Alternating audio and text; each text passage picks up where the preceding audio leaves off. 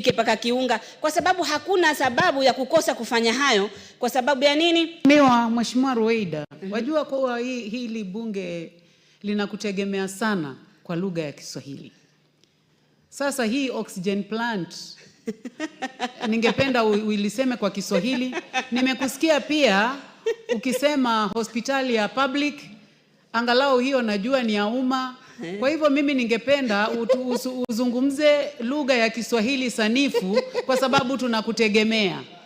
Endelea na mswada wako. Endelea na kuzungumza. Asante. Kuna dakika chache zimebaki, lakini usituchanganye na Kizungu. Kiswahili kina ile inasema kama kitu hakuna kwa Kiswahili, oxygen tunaweza kusema oxygen. Unaweza kugeuza hivyo. Kiwanda cha oxygen naweza kusema hivyo. Lakini alikuwa nataka nafanya Google awe rafiki yangu, lakini bahati mbaya sina time sahihi na hakuna mtu wangu karibu hapa akaniangalilia. Sasa hospitali hizi za zetu tulizonazo za umma, kama nimesema, sahihi SHA inatoa pesa inaenda kwa zile hospitali, haiendi kwa hospitali ile ya county. Inaenda kila hospitali, zahanati zozote zilioko inaenda. Sasa kama kwa mfano pale kwangu Kiunga, kwa mara ya kwanza SHA imepeleka milioni 4. Wakati wote ilikuwa hizo nyuma county ikipeleka 250,000. Sasa 250,000 ilikuwa haikidhi mahitaji. Lakini sasa wamepata milioni 4, ni wajitahidi wanunue vitu, hospitali iboreshwe, na ndio tuweke hizi sheria ngumu ya kusema mtu yoyote wa county, sisi yoyote anaolipwa na pesa ya serikali asiende hospitali za kibinafsi, uende hospitali zile. Na tukiweka hivi hizi hospitali haraka zitakuwa mzuri. Manake ukiangalia mtu wa Kiunga aambiwe lazima aende hospitali ya Kiunga. Sasa yule daktari mwenyewe pia yake wa mgonjwa hata kuwa pale. Hao ward administrators wale wanafanya kazi pale mahospidi manini wote wakue pale, kila mtu atakuwa kwa upande wake, atahakikisha ile hospitali imekuwa mzuri. Hospitali zitaboreka kwa haraka. Mimi naunga sana huu mswada mkono, na tutataka hizi hospitali zetu ziwe mzuri, na tuanze sisi kwenda, ndio watu wataona haya mambo sio kusema tu, ni kusema na kutenda. Na hii itabadilisha Kenya. Rais wetu yale nia yake mzuri itawezekana.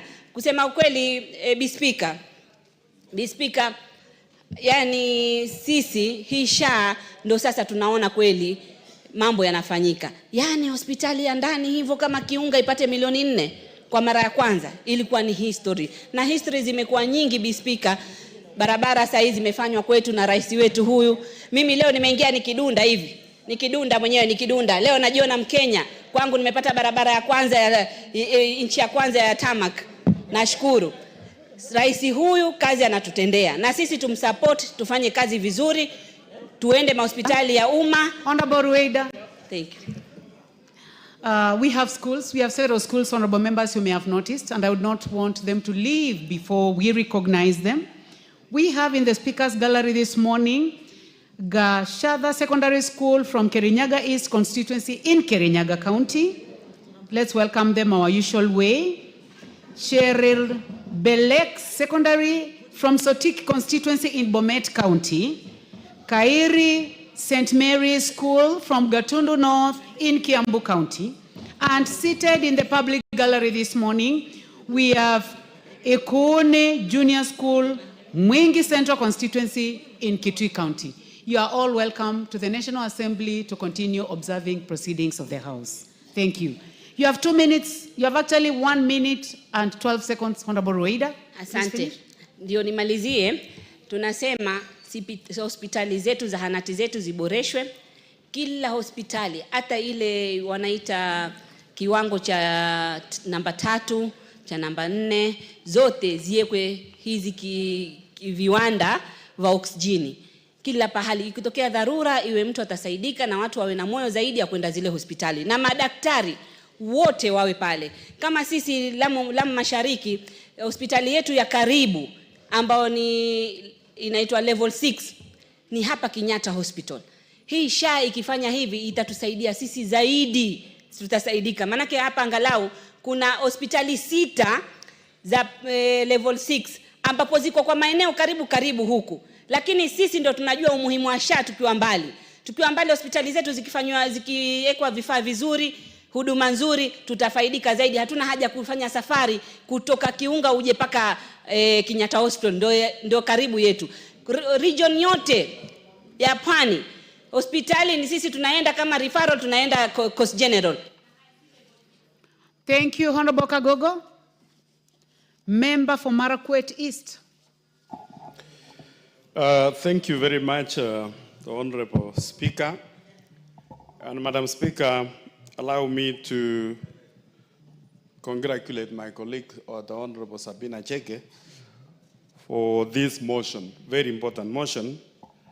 And being a motion also, Honorable Speaker, this is also a constitutional matter under Article 43(1) of our Constitution, Honorable Speaker, that provides that every person has a right to the highest attainable standard of health, which includes the right to health care services.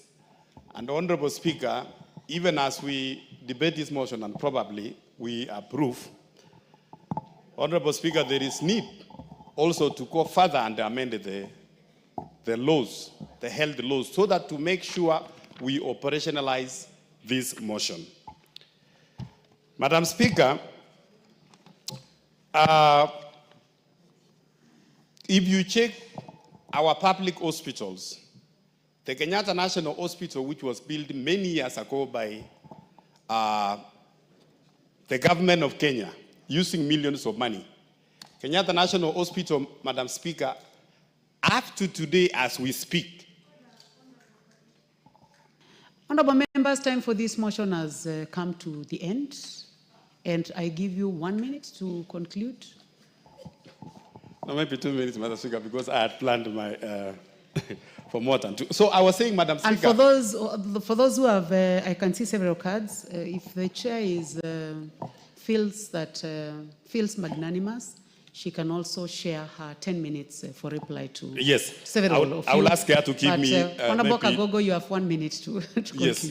So it will, the 1 minute or 2 minutes will come after me, Madam Speaker. Madam Speaker, I was saying, Kenyatta National Hospital, which was built in Kenya for the first time, if you check, they have not even opened even a branch outside, even Nairobi or anywhere. But a hospital like the private hospital like Nairobi, the Aga Khan, which came up later, Madam Speaker, they have branches almost everywhere across the country, and actually because of public resources. Because including the members of parliament here, Madam Speaker, even our medical scheme, many members, and or even no member, can go to Kenyatta National Hospital using the parliamentary service medical card we are given. Because one, we need to improve the facilities in our public hospitals. Number two, Madam Speaker, the doctors you will find in Nairobi Hospital, in Aga Khan Hospital, in Nairobi West Hospital, and all other public, private hospitals, Madam Speaker, they are the same public doctors you will find in Kenyatta National Hospital. Thank you. Thank you very much, Honorable Kagogo, and also our chair for water and blue economy. Now I'll give a chance to the Honorable Sabina Chege, a mover of this motion, to reply. You may proceed, Honorable Sabina Chege. Madam Speaker, allow me to, before I finish, I donate Honorable Emase had shown some interest, and Honorable Mulanya and Honorable Jaras. 1 minute each, and then Madam Speaker can conclude. Thank you.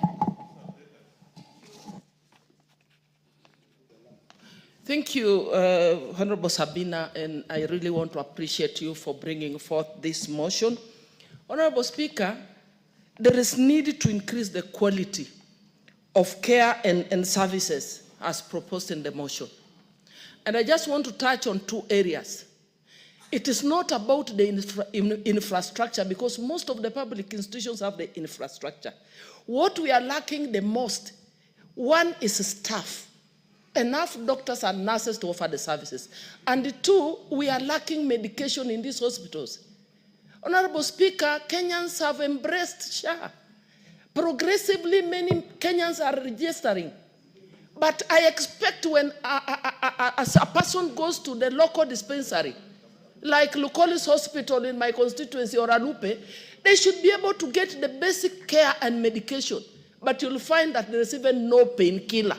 So we need it to improve, and we must start by... Thank you, Honorable Mary Emase.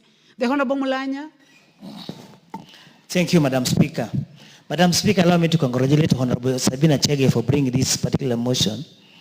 And of concern on my end is that, yes, we have a policy whereby we have allowed civil servants and public officers to be treated using the insurance schemes they have in private hospitals. But what we don't know is that you go to Kenyatta Hospital, the best doctors are employed by the government.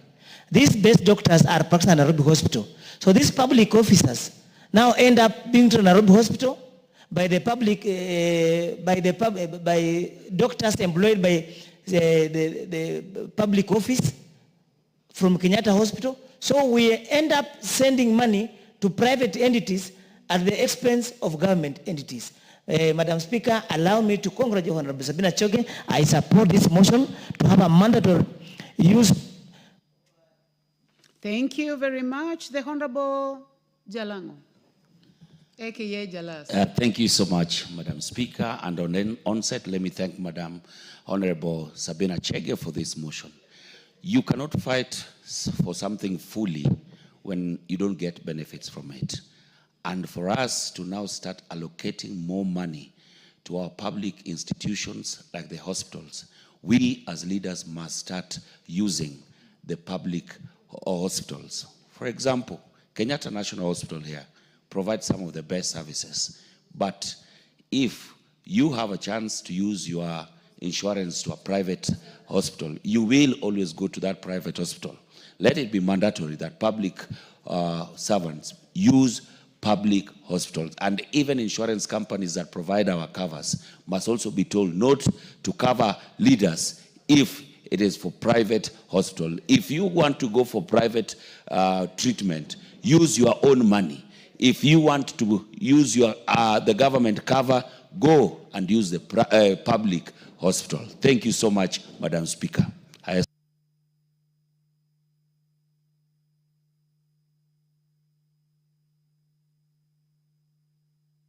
Definitely, I see your hand is up. What is out of order?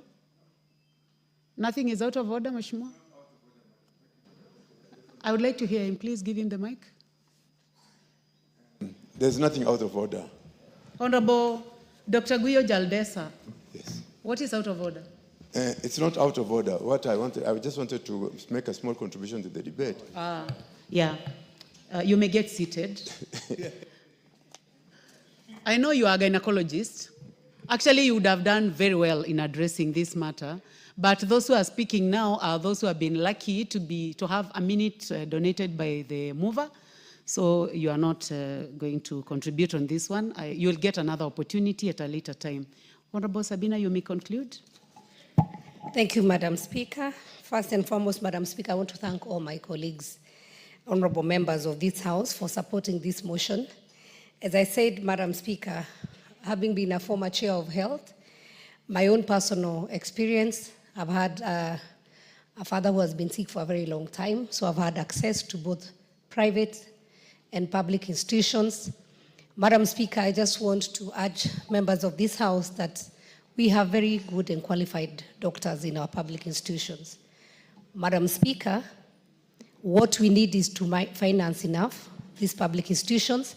Let them know that any minute, a member of parliament, a police officer, a senior teacher, might be head of public service, can walk into these hospitals so that, Madam Speaker, we will have these hospitals well prepared.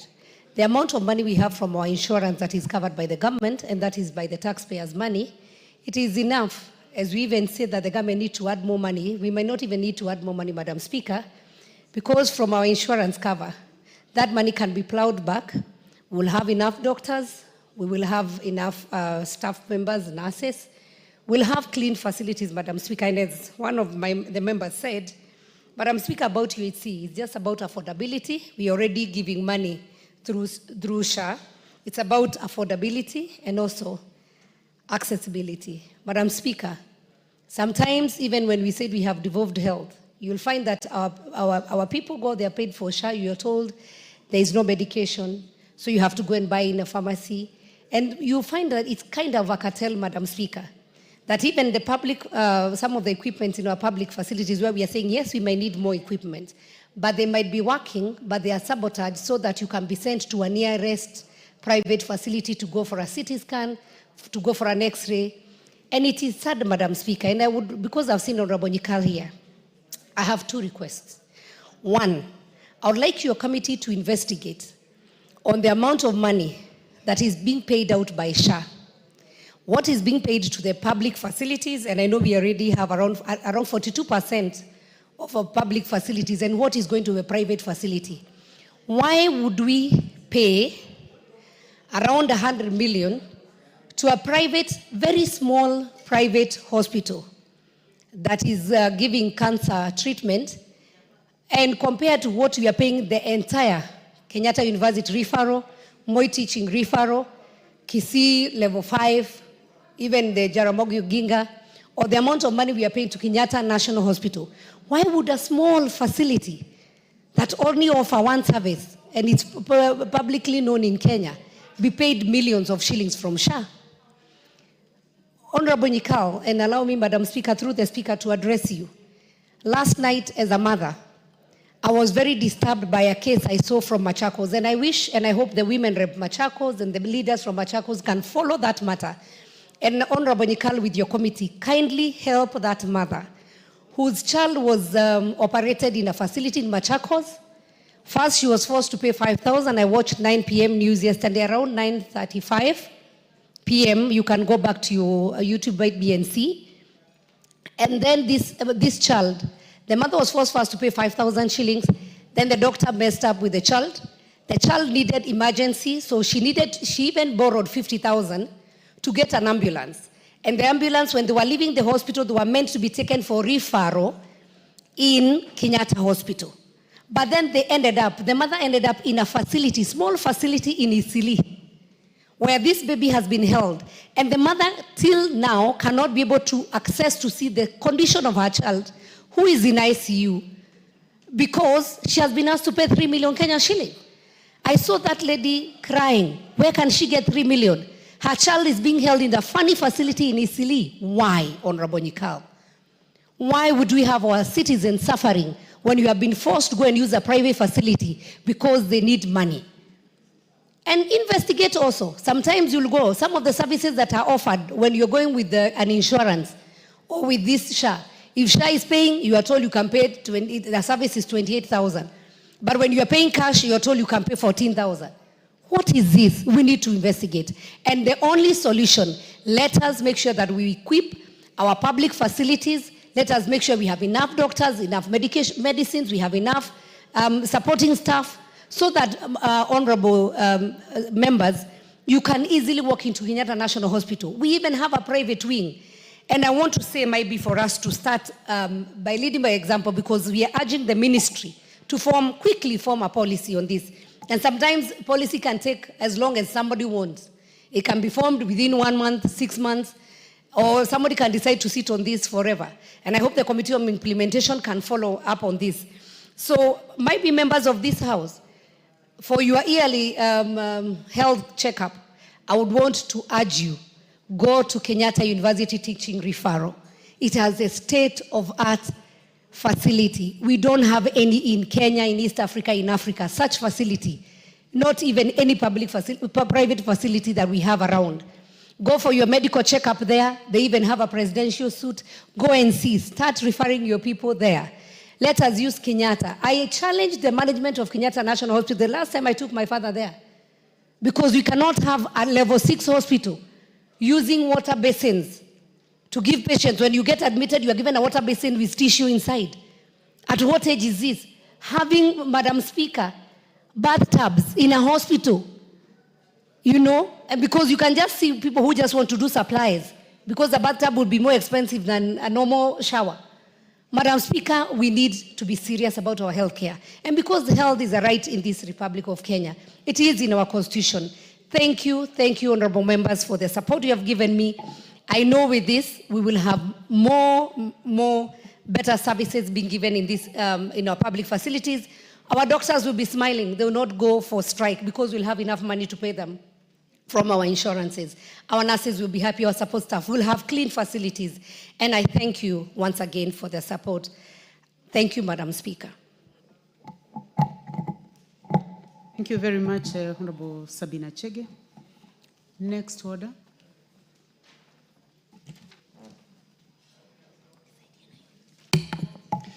Order number 9, motion, formulation of a land use policy on zoning of land for agriculture and built development.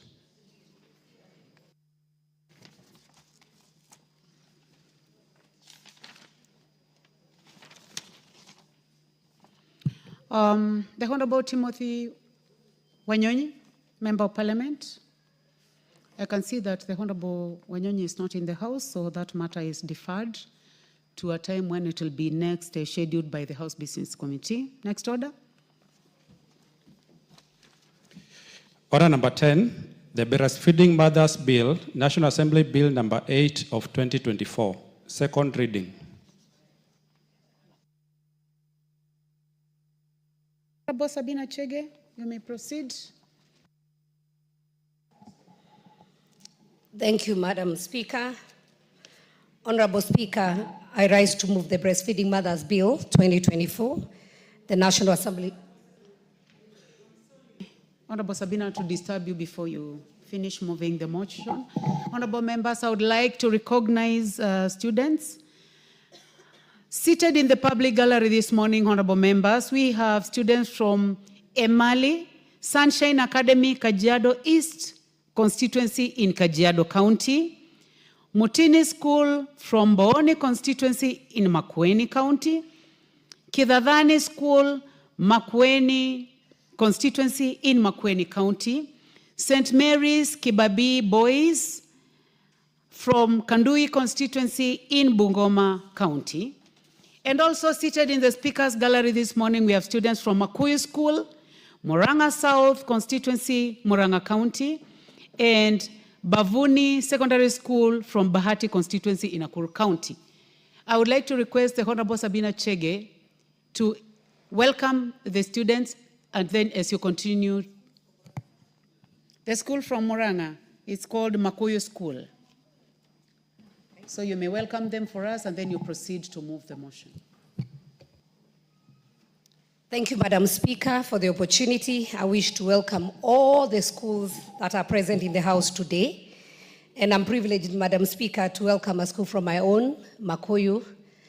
Karibuni sana. I am so happy to see them here. And I just want to encourage all the students that yes, we are here today. We were one at your age and at school, so you can easily find yourself here. And we wish you all the best as you study. We wish you the best and we welcome you once again into this house. Madam Speaker, allow me now to rise to move the Breastfeeding Mothers Bill 2024, a National Assembly Bill number 8 of 2024. And Madam Speaker, the principal object of this bill is to provide a legal framework on mothers who may wish to breastfeed their children at workplace. Madam Speaker, the bill provides for the right of a mother to breastfeed freely or express milk for her infant. And the bill further requires employers to provide breastfeeding employees with lactation rooms to either breastfeed or express their milk for their children. Madam Speaker, breastfeeding is the first preventive health measure that can be given to a child at birth, and it also enhances mother-infant relationship. It is nature's first immunization, enabling the infant to fight potential serious infection, and it contains growth factors that enhance the maturation of an infant organ system. And Madam Speaker, this also contributes to the whole being. Kenya is a signatory to treaties that provide for the right of an infant to exclusive breastfeeding for the first 6 months.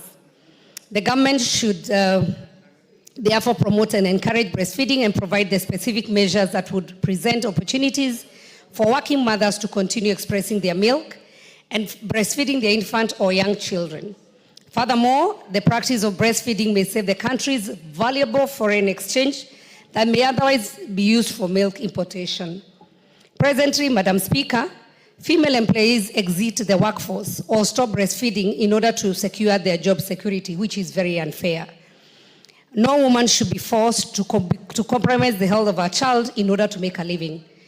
We know, Madam Speaker, our maternity leave currently, maybe this is something that we need to look at the labor laws, allows only a maternity leave for 3 months and a paternity leave for a month. Madam Speaker, the recommendation for exclusive breastfeeding where a child should not be given anything, including water, for 6 months, then he does a mother who needs to report to work after 3 months. So that means the option that is required is for this mother, Madam Speaker, either to start giving the other milk, which I don't want to call the names. We have categories of various imported milk that we have in this country, or you have to breastfeed, Madam Speaker. Madam Speaker, I want to give my personal experience because I got my baby 10 years ago when I was still serving in this house. And it was torture for me when I came back, Madam Speaker, to look for a place to express my milk because I'm one mother who believes in breastfeeding a child for 2 years, not 6 months. And so after my 3 months, Madam Speaker, I had to look for a place where I'll be expressing my milk. And I will tell you, it's a shame, Madam Speaker, that in this house, even now as I speak, the only crochet that we have, it is very far, somewhere near Red Cross, for the people who know where Red Cross is. And it's not really an environment that you feel comfortable. So I ended up going and chasing my driver in the car to sit down and express my milk. And I had to get a very special bag to be able to carry that milk home so that the milk doesn't spoil, for the child to take the milk when I'm away. So, Madam Speaker, in this bill, Part 1, Clause 1 and 2 of the bill provides the preliminary matters, including the title of the bill and implementation terms used in the proposed act. And in Part 2, we have Clause 3 to 10, where the bill provides for the fundamental principles and rights at work. For a breastfeeding mother, it provides for the right to freely breastfeed or express one's milk for the baby. It also places an obligation on employers to provide breastfeeding working mothers with rooms to either breastfeed or express their milk. It also provides for standards of such rooms. Madam Speaker, if you go to our airports, and this happens, I don't know whether it's only in Africa, because when you travel, and I know you have traveled, you go to the airports, you go to Dubai, you go to the major airports that you know, Heathrow and the rest, you find that there are very specific rooms for mothers to breastfeed or even change their children. But come home, the only place you find like a small table, it is in the toilet, Madam Speaker. And we know those young ones, they pick infections very fast. So we are saying move the breastfeeding mothers, move the mothers who have these children, the small babies, from toilets to a room in any building that can just be a clean one, provide a comfortable seat. It's not expensive, Madam Speaker, just a room. We have very many high-rises in this country. So even in this house, Madam Speaker, just near here, where a mother doesn't need to miss a bill or to come to the house, around here where we have the offices of the leadership here, we can get one room, Madam Speaker, where you can get a seat, where we can get a small fridge. I can put my milk there, and when I'm going home, I pick it up, and I label it very well, Madam Speaker. So the bill further provides for baby changing tables. This is important because the greater majority that is public find it unsanitary to change a baby in public setting, such as restaurants, Madam Speaker. We have seen women being chased in restaurants because they are told they are showing their breasts when they are breastfeeding their children. Madam Speaker, I want to congratulate the government, especially on the new markets that they are doing, that these new markets now have a place so that Ule Mama Mboga, the mother who has carried the child to go and sell nyanya, tomatoes, to go and sell mboga, that she can be able to have a very nice and decent place to change even a nappy of her child. So we're not just talking about working mothers, but even the ones who are working in informal sectors, that even in our marketplaces, we can have those rooms specifically for those mothers. They can change. Maybe a child can take a nap, or Madam Speaker, they can also be able to breastfeed in privacy and in decency, Madam Speaker. Madam Speaker, this provision will also cater for persons who are traveling from long distances in the accompaniment of babies, ensuring that in each public restroom, a baby changing facility is provided. This part also provides for a general offense under this act. So whether we are having bus stations, we have long distances buses. So where we have bus stations, we have a specific room, not inside the restroom, Madam Speaker, but at the side where these mothers can change and breastfeed their babies. Part 3 of the bill, we have clause 11 to 12 that provides for power of the Cabinet Secretary to make regulations for the better carrying out of this proposed act, Madam Speaker.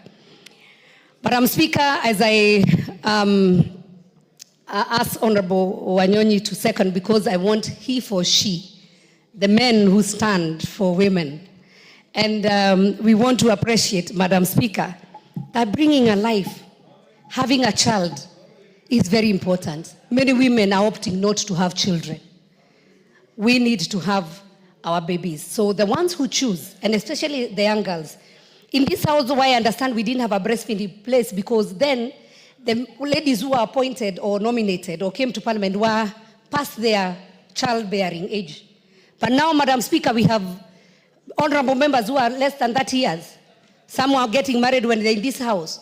So they will not stop giving birth because now they are members of Parliament. They are human beings.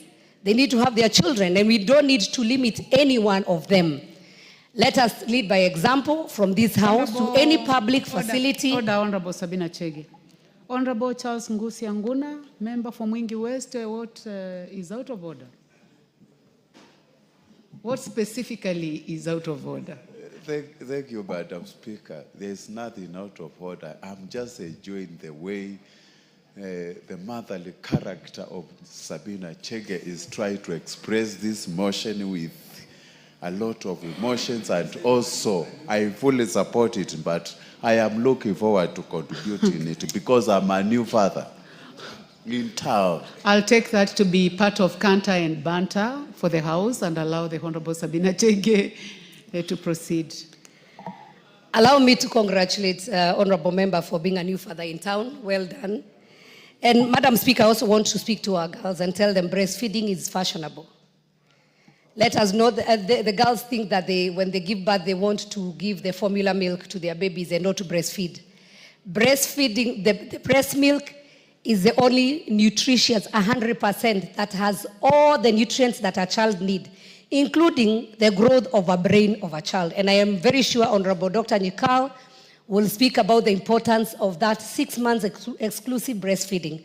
So to our girls in Kenya, don't be lied to anyone that when you don't breastfeed, those breasts will not fall down one day. It comes with age. So breastfeed is better for the breast to fall for a reason, instead of you saying you want to deny your child that natural immunization, those natural nutrients that are needed there. And I strongly believe that no woman should be forced to compromise the health of her child in order to make a living, because a lot of institutions, and we want to give a warning, they will say when you get employed, when you get pregnant, go home. Or when you have to report at this time, I urge the employees, the employers also, Madam Speaker, to have reasonable working time for the breastfeeding mothers. You have been a mother like me.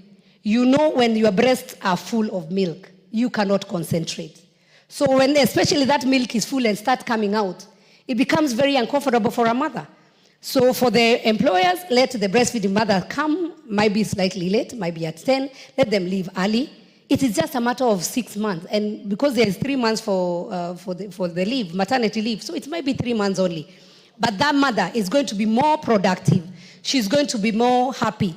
The child is going to be more healthy. And so, as I conclude, I wish to state that I believe that this bill, when enacted into law, will go a long way in protecting the right of breastfeeding mothers and preserve their dignity at work and in public places. It will ensure that the women are not discriminated from employment based on childbirth and the conditions that they come with it. Madam Speaker, I want to thank the committee that handled this matter on the social protection. Honorable members, you can have a copy of a report that the Committee on Social Protection considered this bill. We went through a lot. I want to also congratulate many institutions that came in to give their views. Madam Speaker, there were many of them.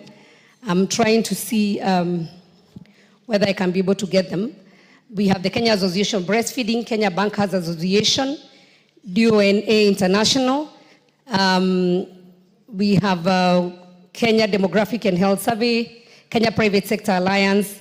We had even Uhuru Community Development Project that came in, Lactation Education Consultants, the University of Nairobi, and we had many, many, many other people, even individuals who came in. I was trying to look for a name of a lady who came in. She was somebody Kimani. So I just want to mention all of them and just say thank you for coming to contribute. If any further amendment is required, we are ready to do that. But Madam Speaker, I now want to call upon Honorable, as I urge the House and the members to support this bill. By the way, it is the third time, Madam Speaker, this bill has come. I don't know who normally kills it. It has been passed in this House 2 times, first Parliament, then second Parliament, the 11th Parliament, 12th Parliament, Madam Speaker, but somehow it was killed somewhere, I think in the Senate. I now thank God that it is being dealt now in this House. And so I hope, Madam Speaker, that once we pass it, it will become into law. And the mothers of this country will forever be grateful. Thank you, Madam Speaker. I call upon Honorable Anyoni to second the bill, he for she. Thank you.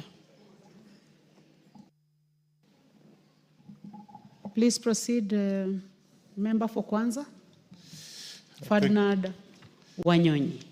Thank you very much, Madam Speaker, for giving me this opportunity to actually second this motion by dear lady. What is out of order, Honorable Member for Westlands? Madam The Speaker. Honorable Tim. Madam Speaker, I wanted... The Honorable Tim Wanyonyi. What's out of Madam order? Speaker, I thought the Honorable Sabina Chege meant me, not Ferdinand, to second the motion because she just said Wanyonyi and I saw Ferdinand shooting up. I thought it was me. You know, you are Honorable Ferdinand Wanyonyi Wetangula. Team. So Honorable Tim Wanyonyi. And I'll add Wetangula. No. But the Honorable Sabina Chege was very clear. He said the Honorable Ferdinand Wanyonyi. Yes. But I am going to give you the opportunity, the first opportunity, purposively, and also on the request of the mover. You may proceed, the Honorable Member for Kwanza. I hope I've not taken over your chance. I think we'll be able to be given a chance to talk. I think what I want to do is to second the motion by Honorable Chege. And I want to say the objective of this is that the private, I think I've just listened to what he has said. And the legal framework of this is that I think the mothers, and we all know that, some of them actually are children who are born when they are working. And the objective of this is that the children should actually be given a chance to be fed by their mothers. And therefore, I think you are very right to have come up with this motion, because then, of course, breastfeeding of the children is very important. We all know I'm a parent, and I think now I'm almost a grandfather.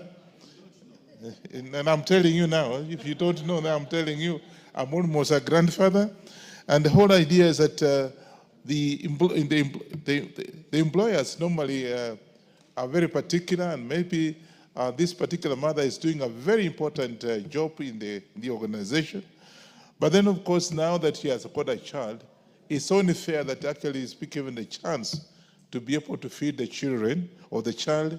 Maybe some of them are twins, or if you've got 3 children, and therefore be given the chance to be able to feed the child. Because again, note that Kenya, I think, if I'm not wrong, is a signatory to this particular treatment, this particular treaty, to provide for the right of the infant to be exclusively be fed by the mother for at least, I think it's 6 months. For 6 months, the child has all the right, exclusive right, by whatever international agreement, that the child for 6 months should be fed by the mother. And therefore, it's important that actually the government should actually promote and encourage the breastfeeding for the working mothers. We have cases where a mother, maybe because of her liking, but because she's so cohesive and so eager about the child, some of the mothers actually quit their jobs because of the breastfeeding. And of course, some employers don't care. So the child is actually there crying, what have you at home. The mother actually feels so humiliated and therefore sometimes quit. Others, I think there are cases where the mothers, I think, are forced for that reason to come with the vehicles and to start feeding outside there. You think she has gone to the toilet and yet she has gone to feed the child. That again, as mentioned by Honorable Chege, is not very good because the condition at the toilet may not be very conducive for the child. Again, breastfeeding, you bring the child very close to the mother. Imagine the child actually has also been enhanced by that good relationship between the mother and the child itself. But you see, if we just want to have a child fed in the toilet and maybe for 2-3 minutes and you go back because you want to maintain your job, again, there's something that, Madam Speaker, is not very good. And therefore, I think this motion is very, very good, and I want us to make it, when you pass it again, we have to have it implemented so that all working places should have at least a place exclusively made for the mothers who may have their children and be given a chance to do the feeding. And if they don't do the feeding, and some of them may feel by feeding the child, the breast will collapse, I don't know, but that's what I'm told, then they should carry the milk to be able to give the children, but in a very exclusive place. And basically, Madam Speaker, it's that the objective of this is get a place where the child can be fed properly, so with hygienic conditions that are very good, not in the car, because it could be very hot, you know. So therefore, I think let's have employers actually creating a room for the children, for the mothers to feed their children, because this country has got that treaty, and that treaty actually gives the mothers 6 months exclusively. When you give her whatever is a working vocation or whatever, for 6 months the child, so the child can be fed properly to enhance that good relationship between the child and the mother. With those few remarks, as a grandfather, I support this motion, and I think let's go ahead and implement this so that it becomes actually a law that no employer will just be there just for the sake of it. It doesn't matter what it is. You must have an area where the child can be fed, or the mothers who are breastfeeding can have the opportunity to breastfeed their infants. With those few remarks, I support the motion, and I thank Honorable Cheke for having come out with this kind of thing, because it was sometimes back, and 2015 or 2014, yeah, it was there, but I think it went unattended to. Thank you so much. Thank you very much, honorable members. I now propose the question that the Breastfeeding Mothers Bill, National Assembly Bill number 8 of 2024, be now read a second time. Honorable members, as I had promised, I will give the first opportunity to the Honorable Timothy Wanyonyi, Member of Parliament for Westlands. Thank you, Madam Speaker. First, I want to appreciate and thank Honorable Sabina Cheke for coming up with this bill. Madam Speaker, I believe that it will have been a natural thing that this breastfeeding should not even require legislation.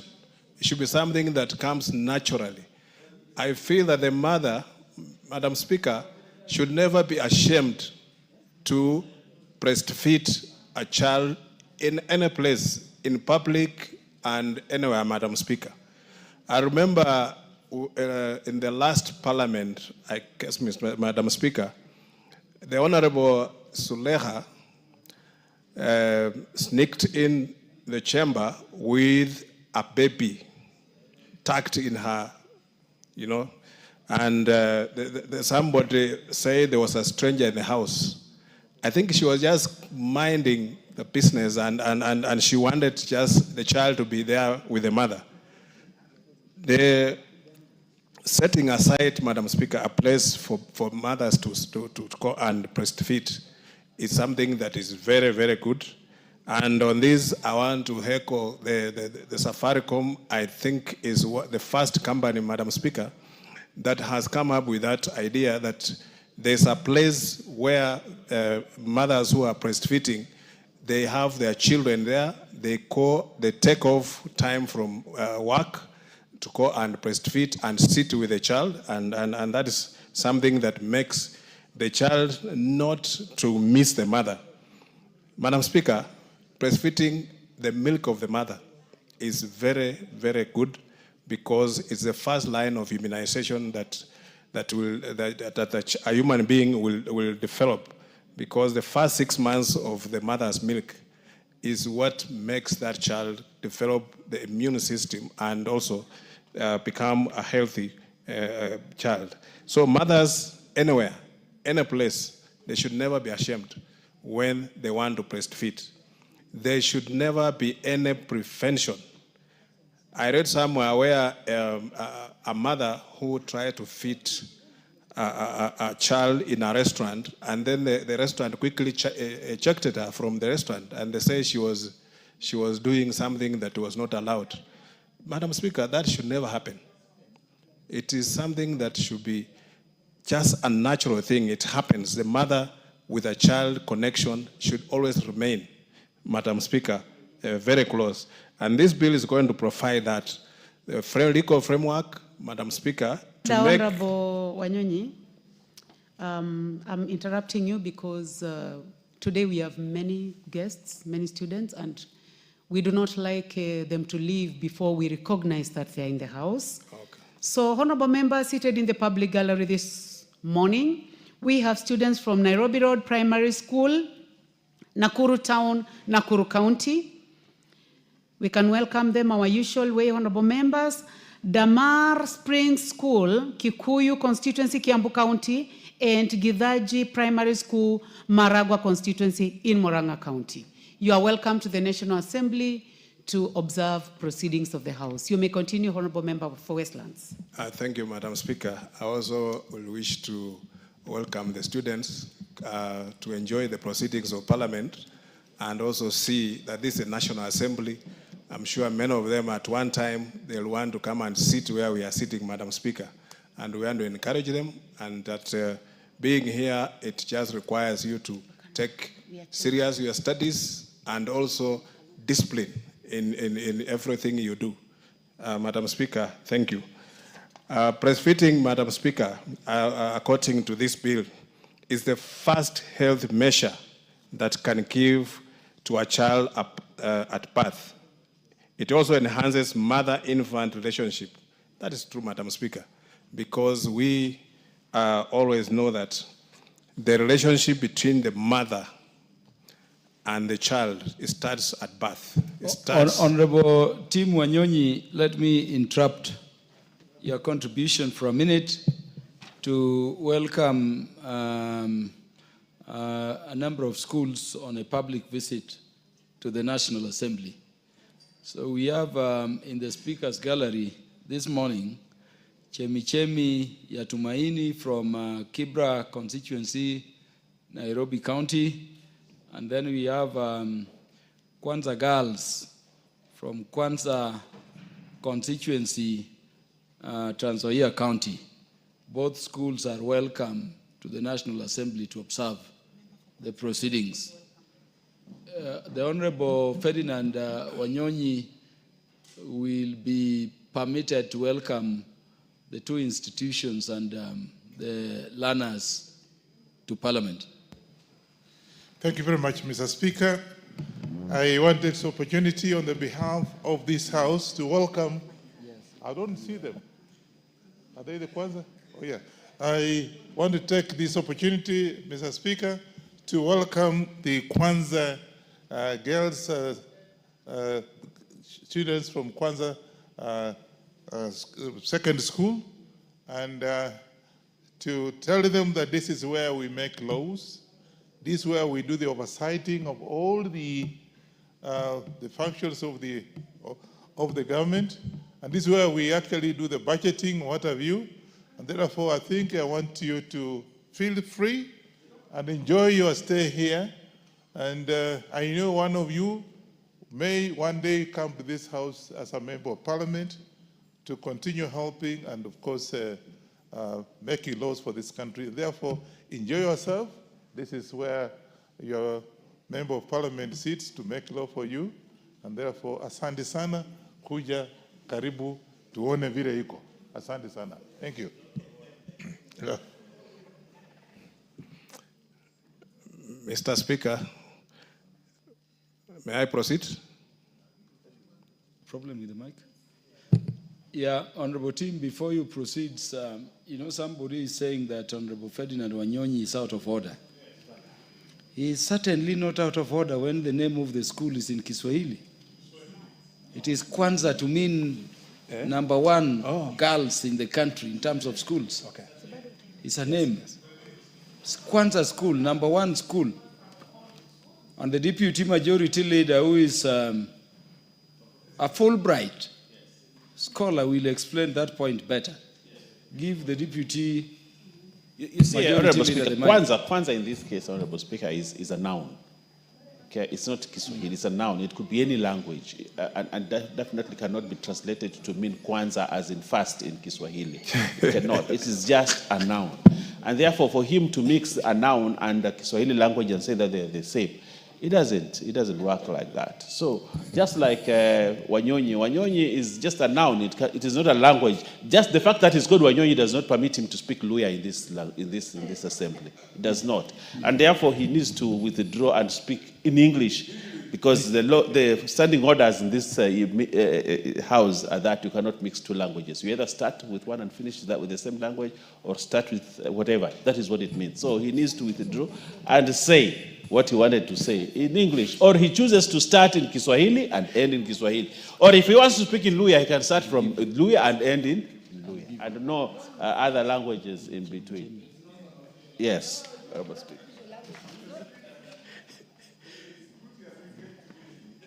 Give Honorable Ferdinand Wanyonyi the mic.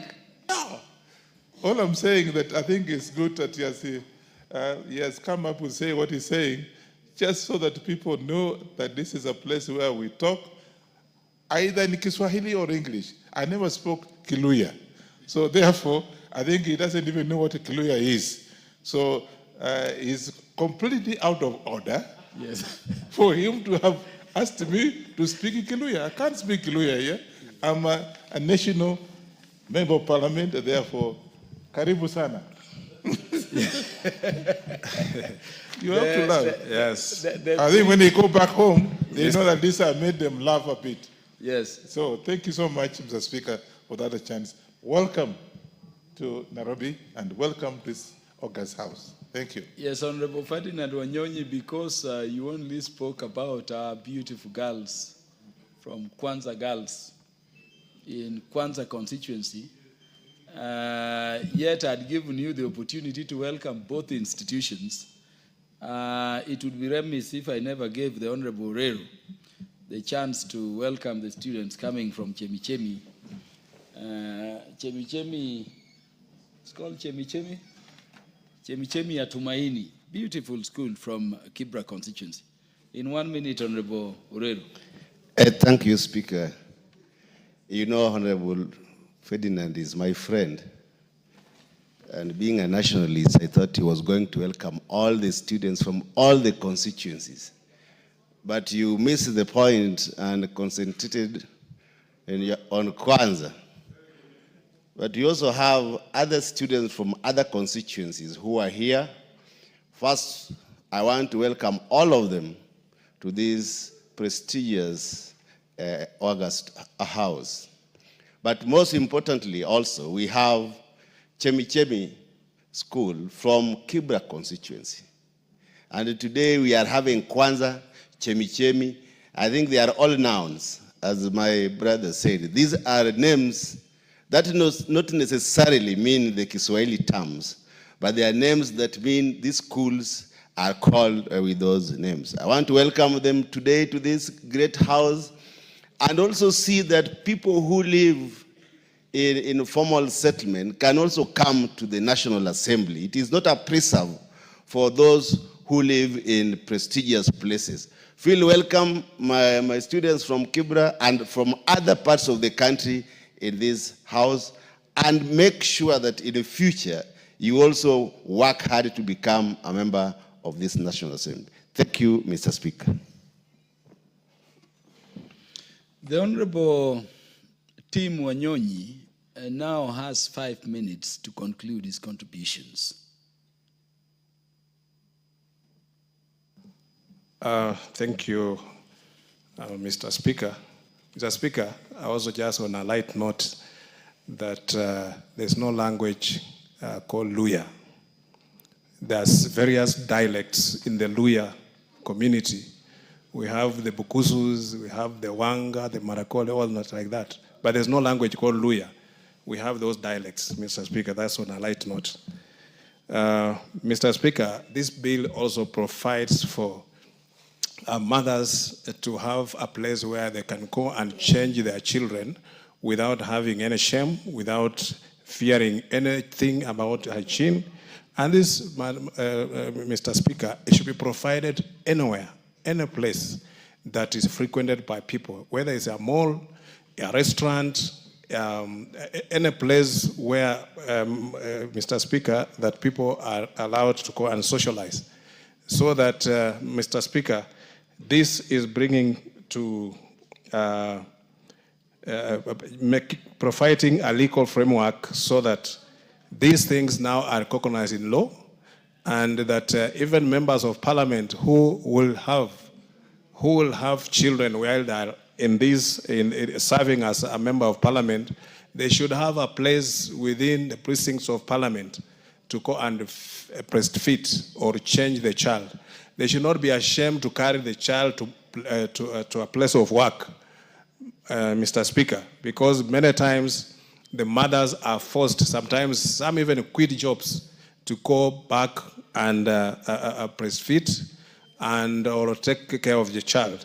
And sometimes we are not even sure, Mr. Speaker, if you left your child with a caregiver, sometimes they end up even abusing children. But with the mother, Madam Speaker, Mr. Speaker, the mother will be sure that the child is safe, and the first line of a mother interacting or socializing with the child is at that early stage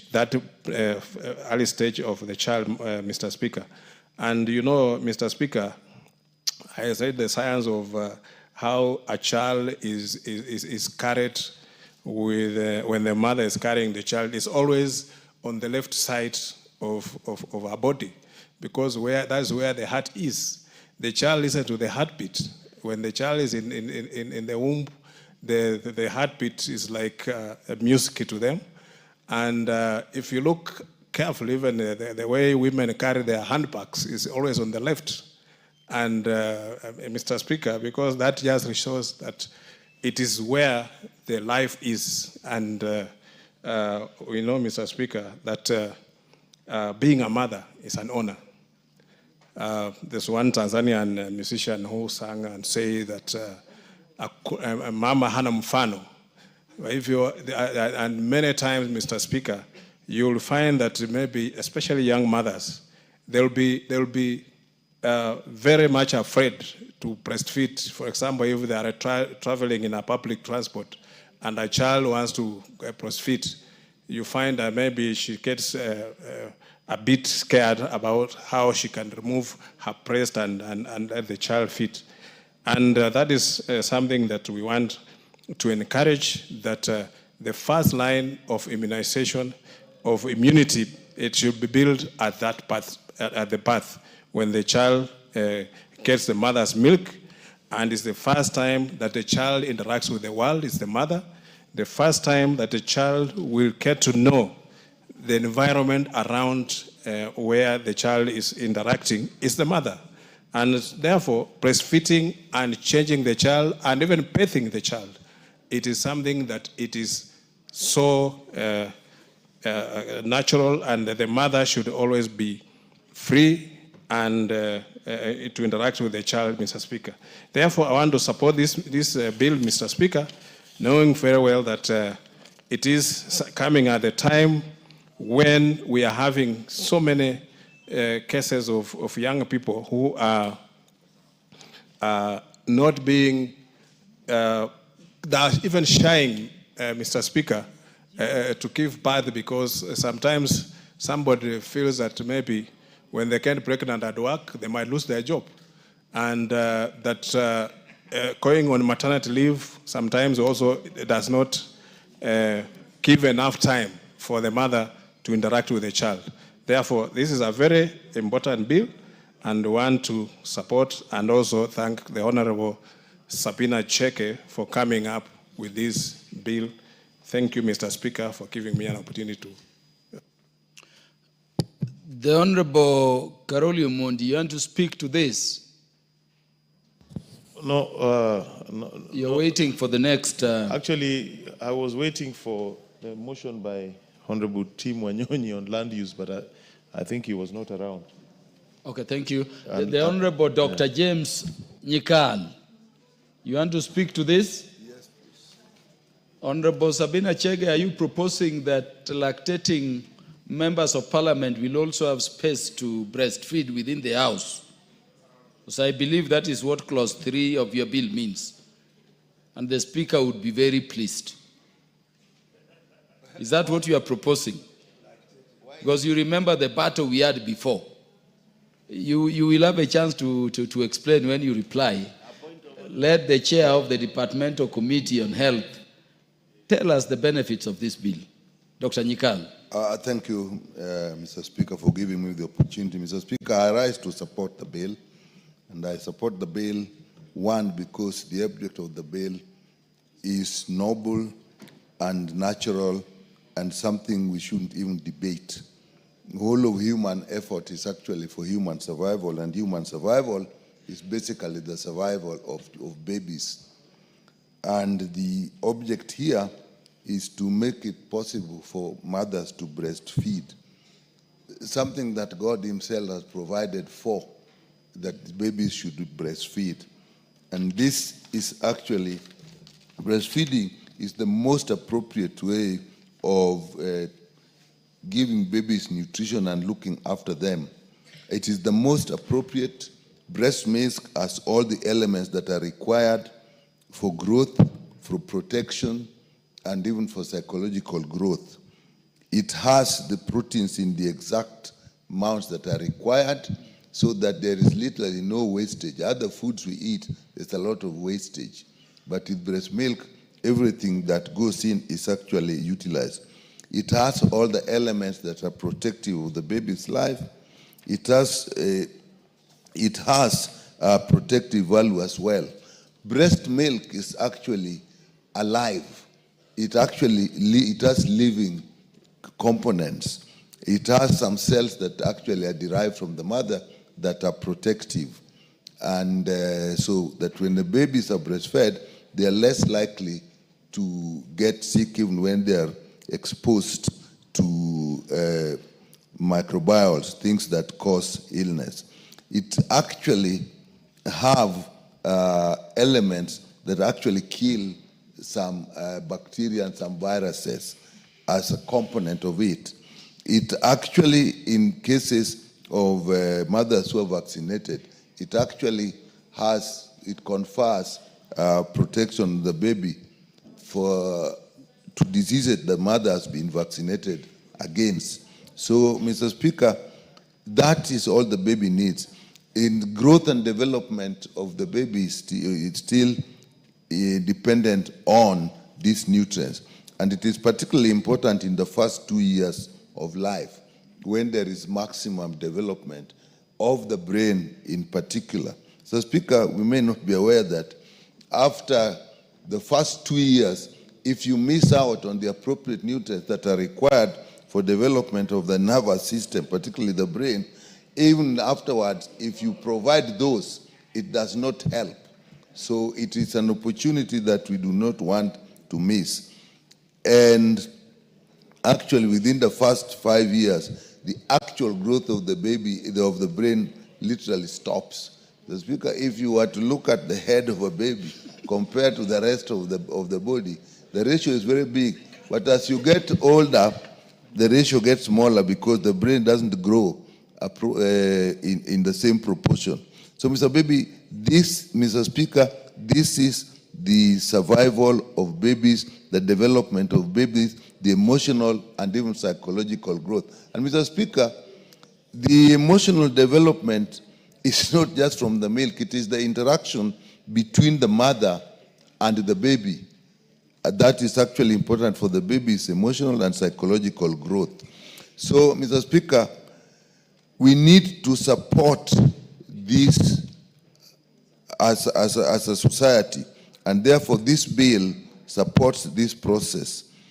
And all these advantages that I've talked about, Mr. Speaker, will be denied to a mother and the baby if the mother is working. And Mr. Speaker, it is not only a disadvantage, but I also think it is a discrimination, because for mothers to do what is most natural, is the most natural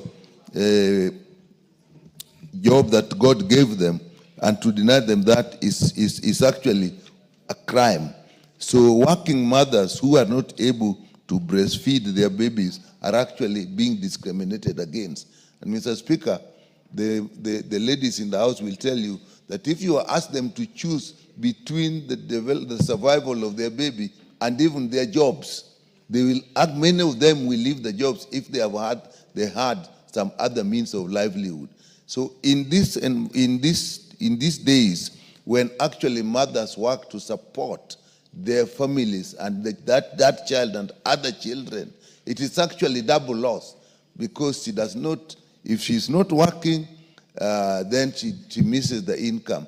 If she's working, then now she has to lose the opportunity for which she's working. I had a mother tell me that if I cannot take care of my baby because I'm working, then I could as well leave the job. But now they have to do because they need the income. Therefore, Mr. Speaker, this bill provides for that. I'm happy that, Mr. Speaker, it provides for the infrastructure that is required. I've looked at the equipment that is actually listed in the bill. I like that because it's not just providing space and empty space, but actually looking at what will make it possible for a mother to breastfeed in the most hygienic way, including even availability of water, clean running water in the place. So, Mr. Speaker, this bill does that, and it recognizes another fact, that sometimes, even if the space is available, the mother may not have the time, but in that case, she can express the milk, keep it, and this bill provides even the equipment that will actually ensure that the milk is properly kept. So a lot of mothers do actually express milk and keep it, and it can be used later. Honorable Sabina Chege said she was expressing milk. I'm not sure where she was keeping it, but I've been in a position where sometimes even the fathers are sent to take the milk that has been expressed to the baby if they cannot be with the baby. So it's a family issue. So this bill actually does provide for that. It also provides for flexibility in time.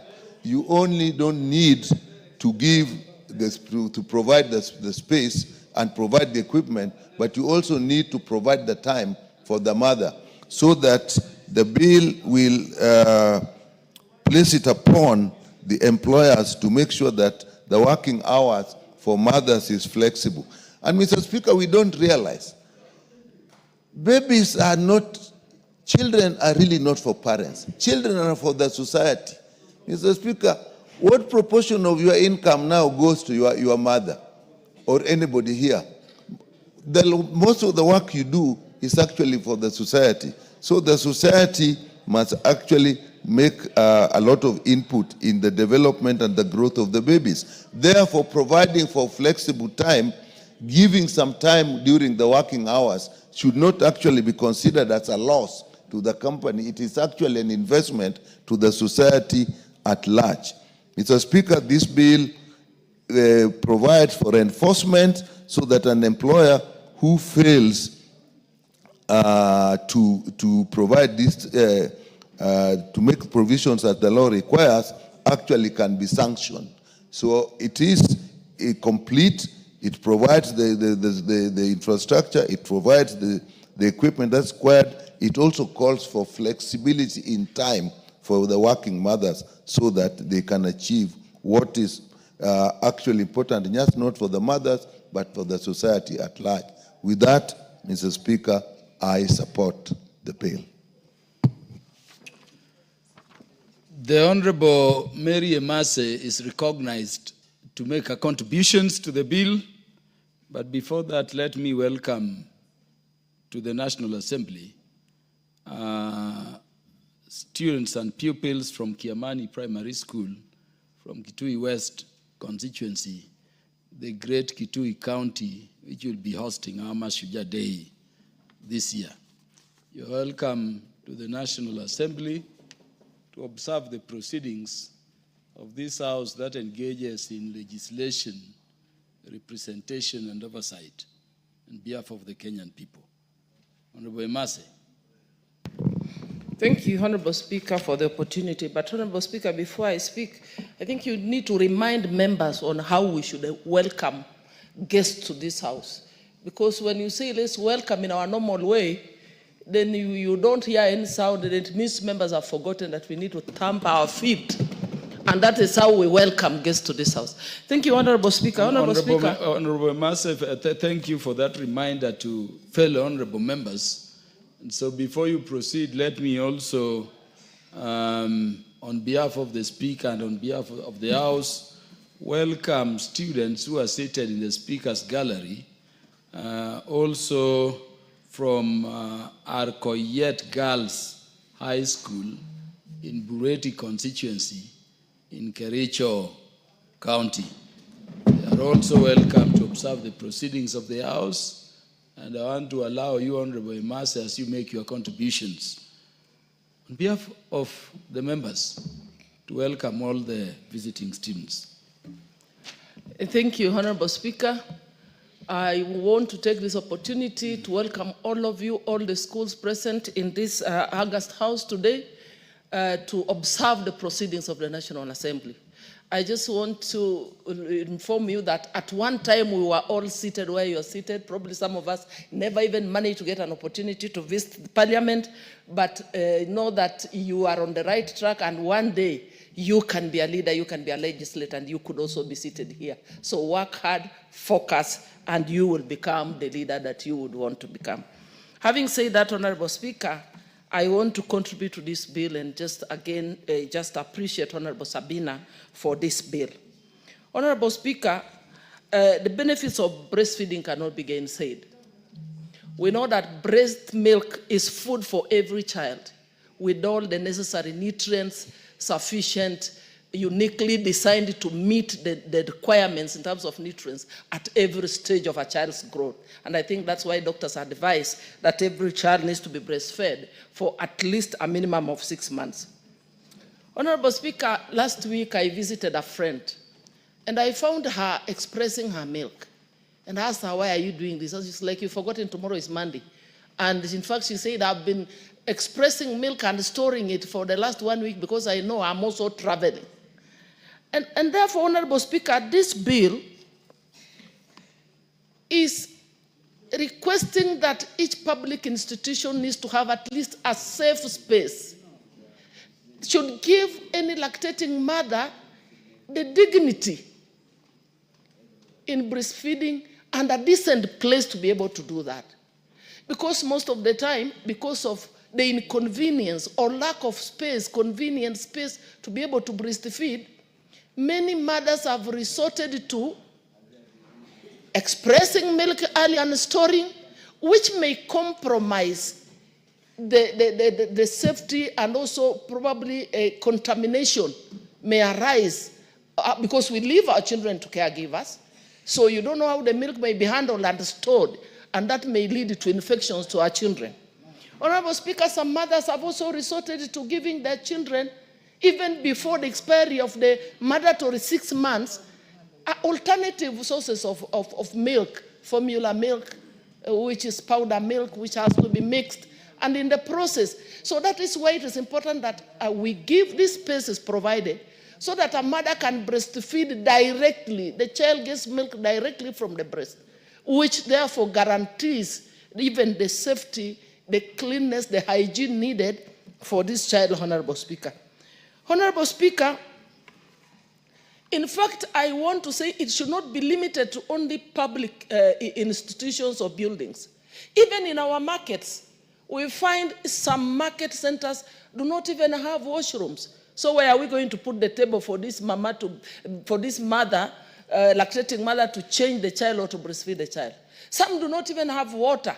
So it should even be extended such that even in all our markets where we have washrooms, there should be an extra clean room with a table, with a seat, where any mother can walk in there, wash their hands, remove her child from the back, change, breastfeed, go back to and sit and sell her vegetables, sell her tomatoes. Honorable Speaker, this is a very important bill, and I want to say that we should support it, and it does not have any extra cost. In this National Assembly, we do not need to construct an extra room. It is just a matter of dedicating one of the existing rooms and equipping it with a table and a sink and flowing water. And any member can walk out of, have a health break and go and breastfeed her child and walk back to the chamber. And you know, when a mother knows that the child is safe and the child can be fed, is okay, then a mother can be able even to concentrate and give more value even to the employer. With those few remarks, Honorable Speaker, I support. Honorable Emase, before you conclude, because you know what the Constitution says at Article 53, sub-Article 2, that in all matters concerning a child, the best interest of the child will be the paramount consideration. Assume you are making your contribution as you are doing, and your child who is also outside the chamber is crying to breastfeed. What would you recommend the bill should provide for in such situation? Honorable Speaker, I have just said if we have that room where my caregiver can walk in with the child and I can take a break to go and breastfeed. In this case, you are in the middle of contributions. Definitely, I will have breastfed before walking into the chamber. No, I'm saying the child is crying as you contribute now. Yes. Should we allow the child into the chambers to breastfeed, as happens in other jurisdictions? Yes, if it is an emergency, I could walk out of the chamber and breastfeed. Thank you, Honorable Speaker. I thank you. The Honorable Joanna Ngeno will clarify that point as he makes his contributions. Of course, Joanna Ngeno is the new father in the House.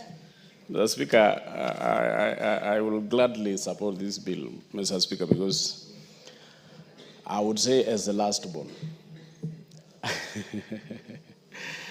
I believe in totality that the smartness that I have, even today, is attributed to the fact that I was breastfed until when I was in class 1, Mr. Speaker, so that when I go back from school, I will rush fast to go and to be breastfed. Mr. Speaker, it's very, very important, and this bill will go a long way in ensuring that our mothers And our sisters, our wives, when they are in place of work, they can actually breastfeed with dignity, without fear or without even having any serious issues on the emotional attachment to their kids when they are breastfeeding. Mr. Speaker, I duly agree that much as we have traditions and beliefs that we normally have as Africans, there are things also we need to accept and agree to put into consideration. Just like the suggestion that you are making, Mr. Speaker, that suppose a member of this House is contributing or is in this House and of course gets a notification that the baby is crying and wants to be breastfed. Mr. Speaker, the prerogative of the Speaker would be to allow that member to rush to a nearby room. And of course, we need to have at least a room among these offices we have here, Mr. Speaker. We have the office of the majority leader, the majority whip, and all. So we need to have also another room among those offices that will be especially left for even behind the speakers. Mr. Speaker, we normally have some private rooms here. We can have one for our friends and colleagues in this House, Mr. Speaker, whenever they want to breastfeed, so that in case there is an emergency, a baby is crying outside there, they can easily maneuver their way there and come back and continue with the proceedings. Mr. Speaker, I duly support and I really respect the fact that we need, as I said, as Africans, sometimes we stick to so much traditions to the extent that we forget that things have changed. Mr. Speaker, respect to our kids, to our children is very paramount. The places sometimes we went to school outside these countries, Mr. Speaker, a child is given total maximum respect, so that a child of below 13 years, even if they enter a bus and you're seated, Mr. Speaker, however old you are, you must give way to the kid to sit. So I think those are traditions that we also need to adopt, because we need to give respect to our kids and of course, and give respect to our mothers and our colleagues. So, Mr. Speaker, I fully support. I want us to have in every opportunity, if it is hospitals, we need to have that particular special place. If it is place of work, we need to have that special place. If it is parliament, we need to have that special place. If it is anywhere, just like we are making every building, every place of work accessible by the people living with disabilities, we must also make it accessible to women or our mothers who are breastfeeding, to make it easier for them to access those particular. And remember, Mr. Speaker, if it is in your place of work, if it is in places of work, mothers who would want to be accompanied by their kids, I mean their babies, to those places of work, must have a place where even it will accommodate also those who are taking care of these kids. So it is not only just creating a space for breastfeeding. We must also have that space, have all the facilities to accommodate those mates who will be taking care of the kids while their mothers are in their place of work. Mr. Speaker, I support fully, and I will want to encourage Mheshimiwa Sabina Chege, to work on more bills that touches on mothers and children. Mr. Speaker, I support. The Honorable Basil will make his contributions after the Honorable Agnes Pareyo from Narok North on account of gender considerations. But before that happens, allow me to welcome visiting institutions to the House of Parliament. Honorable members, we have in the public gallery students and teachers from Mutus Mixed Secondary School in Mbeere North in Embu County. We also have in the public gallery Gakanga School from Kieni constituency in the Great Nyeri County. And then we have pupils and students from Oloikum Nasira Primary, Kajiado West constituency, Kajiado County. The pupils, the students, and their teachers are welcome to the House of Parliament to observe the proceedings. Honorable Agnes Pareo, you will welcome the students and proceed to make your contributions. Thank you, Mr. Speaker, for giving me this opportunity to welcome all the students from other constituencies to this great house. And I want to urge them to watch the proceedings and look at what we are doing and learn from what we are doing here.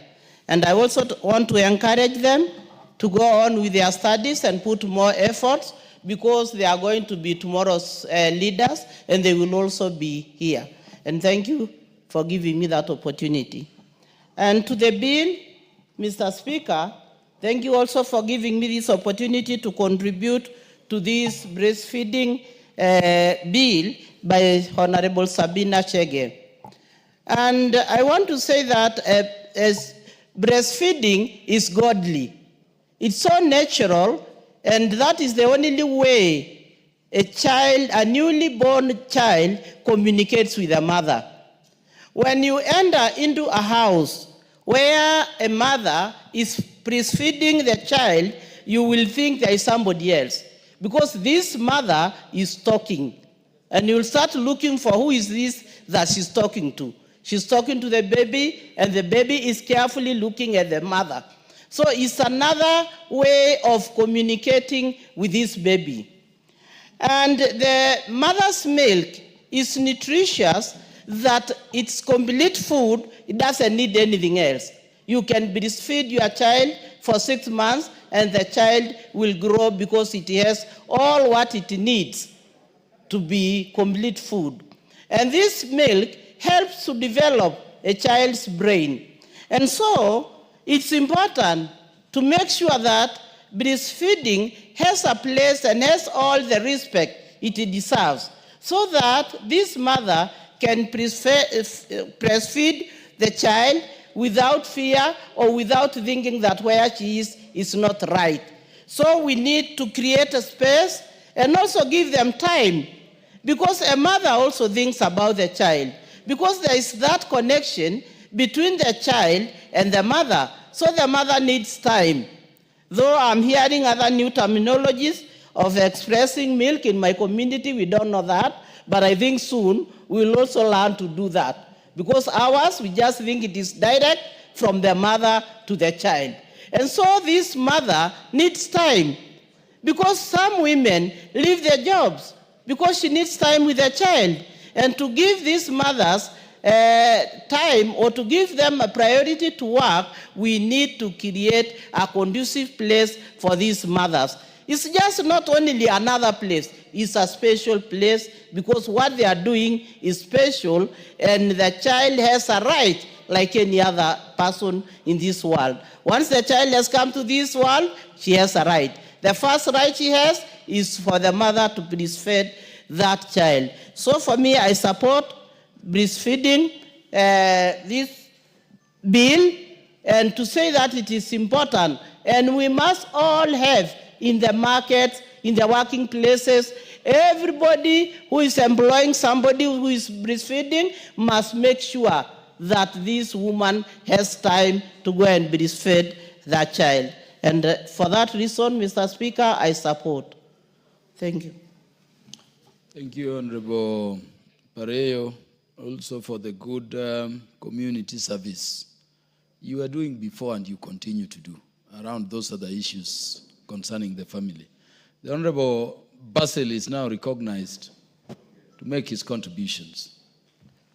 Thank you, Mr. Speaker, for giving me the chance to contribute. Allow me to appreciate Honorable Sabina Chege for this very important bill, Mr. Speaker. As a father of two, Mr. Speaker, and I know you are also a father, and my good friend Parashina is a father of three, we all We all know what mothers go through. Honorable Basil, in our African culture, we never count our children. No, you don't count, More yes. so as men. I don't know whether the Akamba culture permits, but in the Our Luo culture, it does. So, as a father, I'm saying, Mr. Speaker, we know what our women go through when it comes to breastfeeding, Mr. Speaker. There's something called time poverty, whereby women actually try to balance between productive roles, community roles, and the reproductive roles, Mr. Speaker. And that's why this bill comes very timely to support flexible working hours for lactating mothers, Mr. Speaker. Some employers, Mr. Speaker, do not recognize the particular role women play when it comes to breastfeeding and the time challenge they have to be able to report to work, at the same time ensure exclusive 6 months breastfeeding, Mr. Speaker. And that's why I do support the bill, because it provides the legal framework to support lactating mothers and more so working mothers to be able to have time to provide breastfeeding or to breastfeed their child, at the same time be able to report to work and contribute to the well-being of the economy, Mr. Speaker. Importantly, Mr. Speaker, if you look at the first world, they have similar laws, Mr. Speaker. So having this bill passed through by this parliament will put Kenya at the same path, the same level with advanced economies, which recognize the contribution women make to the economy. At the same time, the role of women when it comes to reproductive activities within households, Mr. Speaker. If you look overall, by having this bill, Mr. Speaker, the immunity, the health care of infants will be promoted, Mr. Speaker, because breast milk provides essential antibodies as well as nutrients that are important to boost immunity of infants, Mr. Speaker. And as an output, when a child immunity is boosted, Mr. Speaker, you reduce the costs related to health treatment for infants. These will actually save money for many families, and that's why we recommend for exclusive 6 months breastfeeding, Mr. Speaker. Importantly, Mr. Speaker, the maternal health is enhanced by having such a bill. Remember, we have what we call postpartum depression that is associated with taking care of infants. And when we have such a bill, we promote health care of mothers. If Dr. Nikal was here, he would agree with me that breast milk or having room to support breastfeeding, it reduces risk of mothers getting cancer. We are talking of ovarian cancer as well as breast cancer, Mr. Speaker. And that's why this bill is so timely, Mr. Speaker. Additionally, the bill promotes family-friendly environments because lactating mothers will have a time to connect with their child, at the same time have time to support other well-being within a family. So this bill will promote family-friendly environment. And that's why I have all reasons to support the bill, Mr. Speaker. Additionally, the bill will align to the global best practices. And these I'm talking about Sustainable Development Goals number 3, which talks of good health and well-being. So having this bill, we will be able to align ourselves with the requirements from a global stage and be able to get to the list of countries that promote well-being of infants, at the same time well-being of mothers, Mr. Speaker. So in principle, the bill will also eliminate discrimination. We have seen mothers who are not even allowed to board public vehicles when they are lactating or when they are breastfeeding. Sometimes they are harassed in vehicles. So having this bill, we provide the legal framework to protect these mothers and to criminalize issues of discrimination when it comes to lactating mothers, Mr. Speaker. And lastly, Mr. Speaker, as the Vice Chair for Member Services and Facilities, I'll actually champion for spaces where lactating mothers, including our staff, can be able to breastfeed their infants. So with this, I submit and I support the bill, Mr. Speaker. Thank you. Honorable Basil, you know, there is an inquiry I keep making, which is not idle. You remember a similar suggestion was made by the Honorable Suleha in the previous parliament, and I know the mover of the bill I can still remember. And when we were chasing with a child from these chambers, a week later, in the United Kingdom Parliament at Westminster, a member was contributing with a child on her bosom. And by the way, when it could not continue, the Speaker of the House took the child and held the child. It was the flower of the future. And so is the case in the United States, so is the case in Scandinavian countries. Yes. Why does it, are you people suggesting, as honorable members, that we will allow lactating, mothers to breastfeed at places of work, but somewhere behind their actual place of work? This is very far. You go to somewhere, I don't know where it is now. Why can't we allow Honorable Sabina, if God were to use her to give another Kenyan child, to breastfeed as she contributes? Well, the best interest of the child. Go to Hungary, that is how they do it. Why are we shying? What is this tradition that makes you think in the context of breastfeeding that the breast is anything other than food for the child? The Honorable Dorothy Kiara, make your contributions. Honorable Speaker, as I support this motion and make my contribution, I want to say we are lobbying for safe, secure breastfeeding stations. And in an open place, it's not one of them. Honorable Speaker, allow me to start by saying the journey and terrain of working women has not been easy. Honorable Speaker, I want to say this as I thank Madam Sabina Chege for coming up with this bill number 8 of 2024, because, Honorable Speaker, I have been here for a longer time in this world. Honorable Speaker, working women have had it all. There is a time that working women were not allowed. Once you are employed, you get expectant, you get pregnant, you lose your job. Honorable Speaker, from there, it has gone, it went further that women were allowed to give birth, but there was no maternity leave. What they used to do, like in the teaching profession where I have been all my life, they would get a monitor to replace them during that time when they want to stay home. And it was barely 1 month, because I don't know for how long you can stay without a salary. Honorable Speaker, we moved from there and we started robbing for maternity leave. And Honorable Speaker, I don't want to go into details to that. We secured maternity leave for our workers.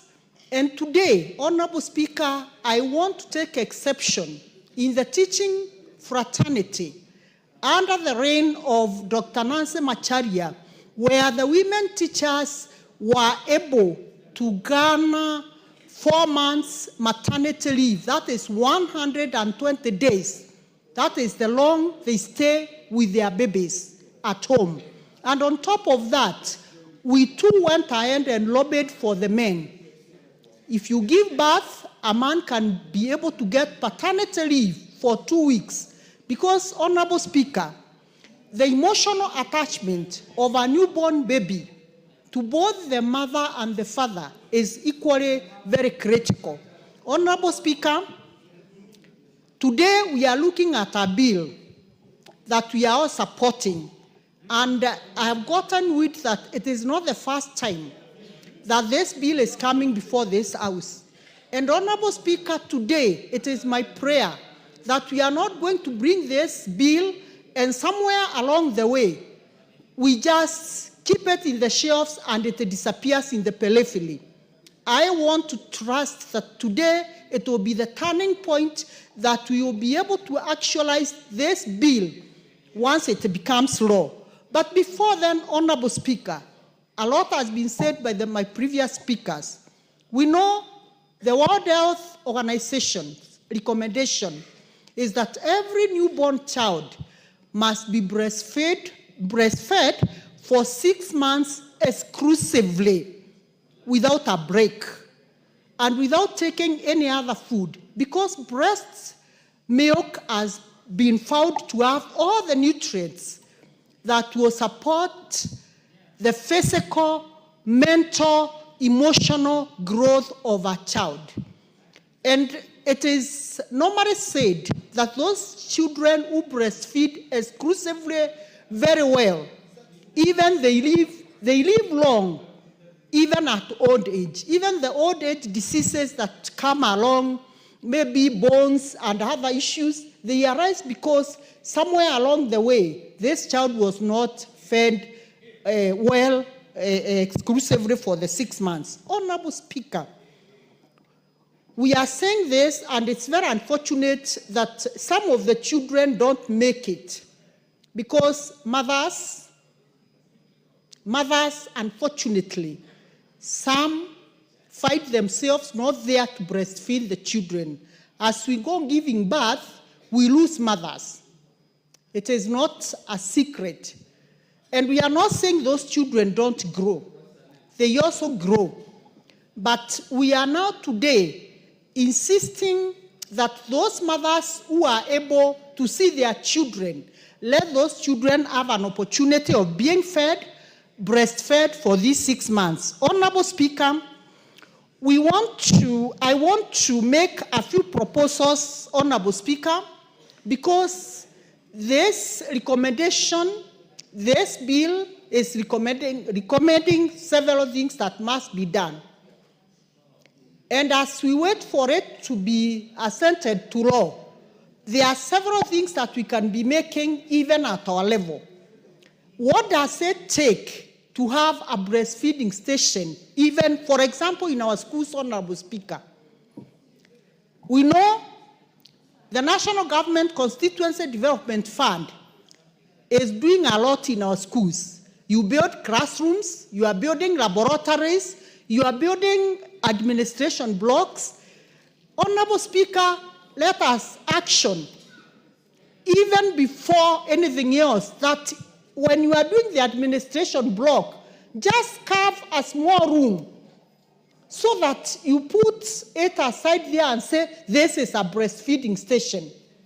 Honorable Speaker, we are doing markets everywhere across the country. And I want to thank His Excellency, the President of the Republic of Kenya, because for the first time, Honorable Speaker, our market women are going to live in dignity. Honorable Speaker, we are having markets being elected across the country. And Honorable Speaker, it is the high time that we lobby the Ministry of Housing so that as these markets are being constructed in their plan, they can put and shelve in every market a small area where we can call it a breastfeeding station. Honorable Speaker, so that by the time even this bill sees the light of the day, we shall be sure and certain that we are not going to start asking ourselves, where do we get these houses? If all the markets that are being done today, we carve out an area and call it a breastfeeding station, Honorable Speaker, the only thing that will be left is these other accessories that we are talking about, the table and a small table where a baby will stay and some benches where the girls who will be bringing these children will be staying as they wait for the mother to come and breastfeed the child. Honorable Speaker, it is equally important to note that, Honorable Speaker, most of these things that we tend to think they are very difficult to implement. it is us, the leaders, who sometimes fall short of following up on what we say. Honorable Speaker, like I remember very passionately, and I want to say this, Honorable Speaker, as much as it's not related to this bill. Honorable Speaker, some years back, there was a bill that was passed by an honorable member in this house, which we used to call the Musira Bill. The Musira Bill used to talk about pension and how pension should be paid to our workers who have left either the teaching service or any other service. And the Musira Bill was passed in this house. But Honorable Speaker, up to date, the Musira Bill died a slow death, and now we are talking about other ways of, Honorable Speaker, paying pensions. So, Honorable Speaker, I want to urge this House, as I support this bill, as I support Honorable Sabina Chege, I want to say, Honorable Speaker, it is the high time we as women of this country, we follow up all the issues that touch on women, and we are going to lobby you men so that this bill sees the light of the day. Honorable Speaker, I want to say it's a very, very progressive bill. It is a bill that we need to pass as early as today, Honorable Speaker, so that we give dignity to our lactating mothers. Thank you, Honorable Speaker. Thank you, Honorable Dorothy Kiera, nominated MP. Before further debate, let me welcome the following institutions visiting the National Assembly to observe proceedings to the House.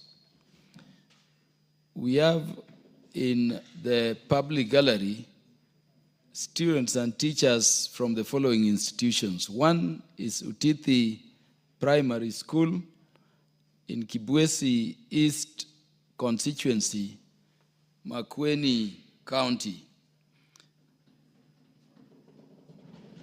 Number two is Chepkolon Green Islands School from Ainamoi constituency in Kericho County. Number three is St. Vincent de Paul Boys from Kitutu Chache constituency in Kisii County. Number four is Heroes of the Nation School, Kitutu Chache constituency, Kisii County. Number five is St. Benedictine Cap Kimiluo School, Bomet East constituency, Bomet County. Number six is Mukungi Primary School from Kinangop constituency, Nyandarua County. And then we have Nyangwa Girls from Bere South constituency, in the Great Embu County. All those students, pupils, and teachers are welcome to the National Assembly to observe the proceedings of the House. The Honorable Ibrahim Saneh is now recognized to make his contributions and give us the perspectives of the northeastern part of the country.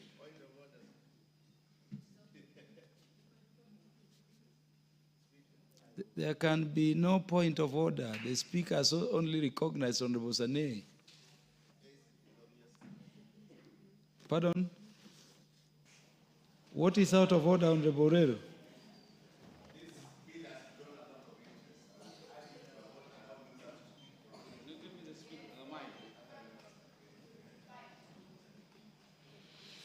There is very little we can do.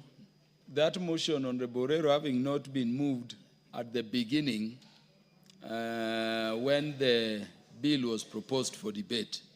What I would urge members is to, reduce the time so that as many as of you can contribute to the bill. Honorable Sani, so you don't have to use the entire 10 minutes. If you can... Thank you, Mr. Speaker. Contrary to the assertions of Honorable Dorothy Modoni, I was not breastfed myself. Not because I did not have a mother or I lost my mother. Naturally, I refused to take breast milk.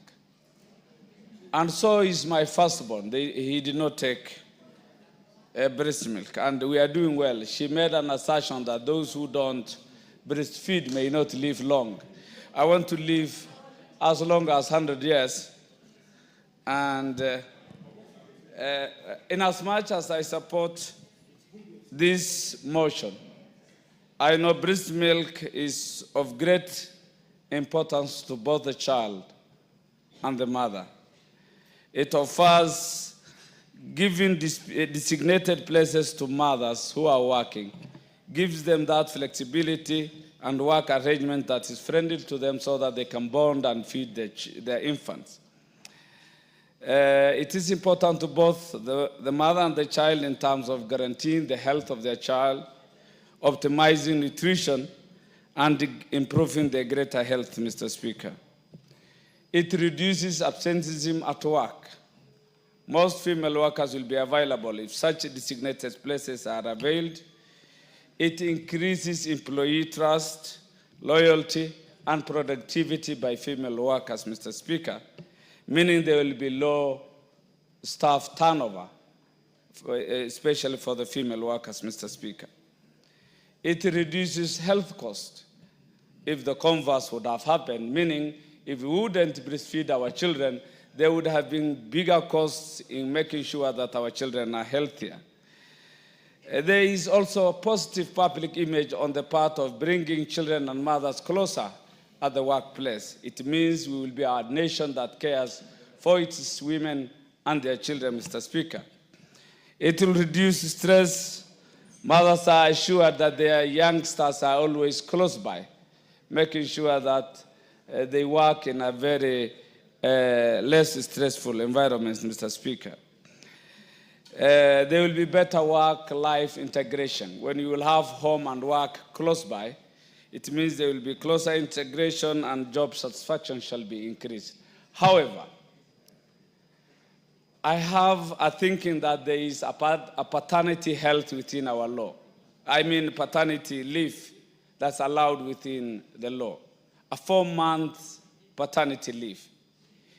Given the cost-benefit analysis, I hazard to recommend that can't we increase the paternity leave to 6 months, because the most crucial part of breastfeeding is 6 months, than trying to figure out bringing infrastructure, bringing in designated breastfeeding places all over the country. Imagine from the National Assembly to the assistant chief and the teacher in the rural villages in all of our locations and sub-locations. It is cumbersome, it is never cost effective, very expensive, and I believe it will be easier if we would have legislated otherwise, making sure that we increase the paternity leave to 6 months would have augured wealth for our economy and for purposes of convenience, Mr. Speaker. Malnutrition, what it is? Malnutrition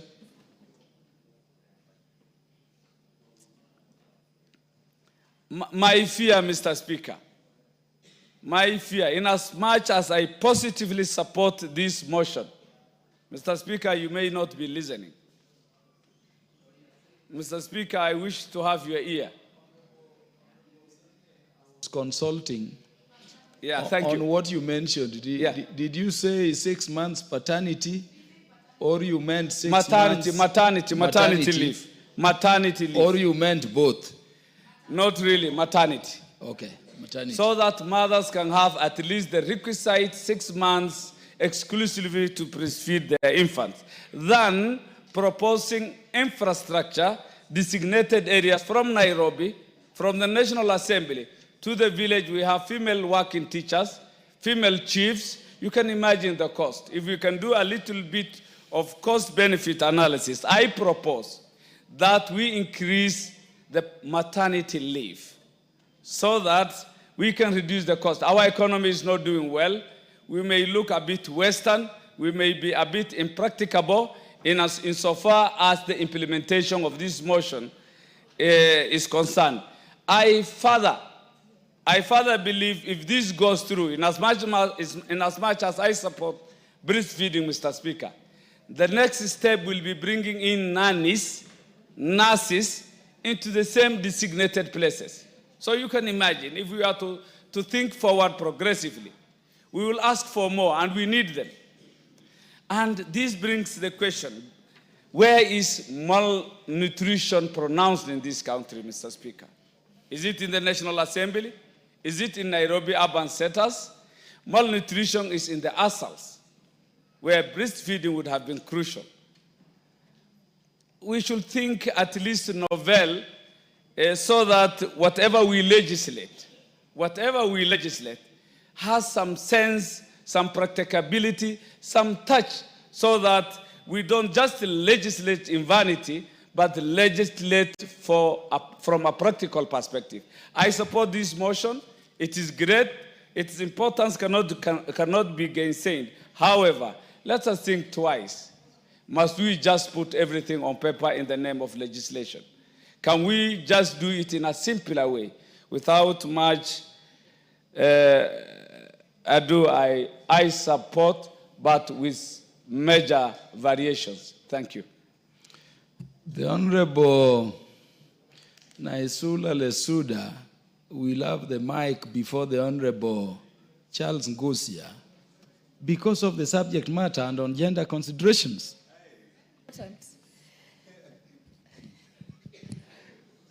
Thank you very much, Mr. Speaker, for this very important consideration.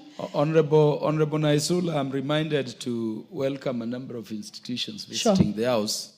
Let me therefore interrupt your contributions a bit to welcome in the public and speakers gallery students from Kabiengek Secondary School in Konoin constituency, Bomet County, and students from St. Mary's Primary, Mogosho constituency, Baringo County. On my own behalf and on behalf of this House of Parliament, you are all welcomed to the House to observe the proceedings. The Honorable Naisula will now make her contributions. You may also have a sentence to welcome the visiting institutions. Okay, thank you, Mr. Speaker. And I want to welcome all the students who are at the public gallery. Welcome to the National Assembly. And I hope that you will take this opportunity to learn and also to be inspired and motivated to work hard, to excel in everything that you do, and just know that the only limitation to what you really want to achieve is yourself. And I wish you the very best, and as you travel back to your various counties, safe travel together with your teachers, and all the best.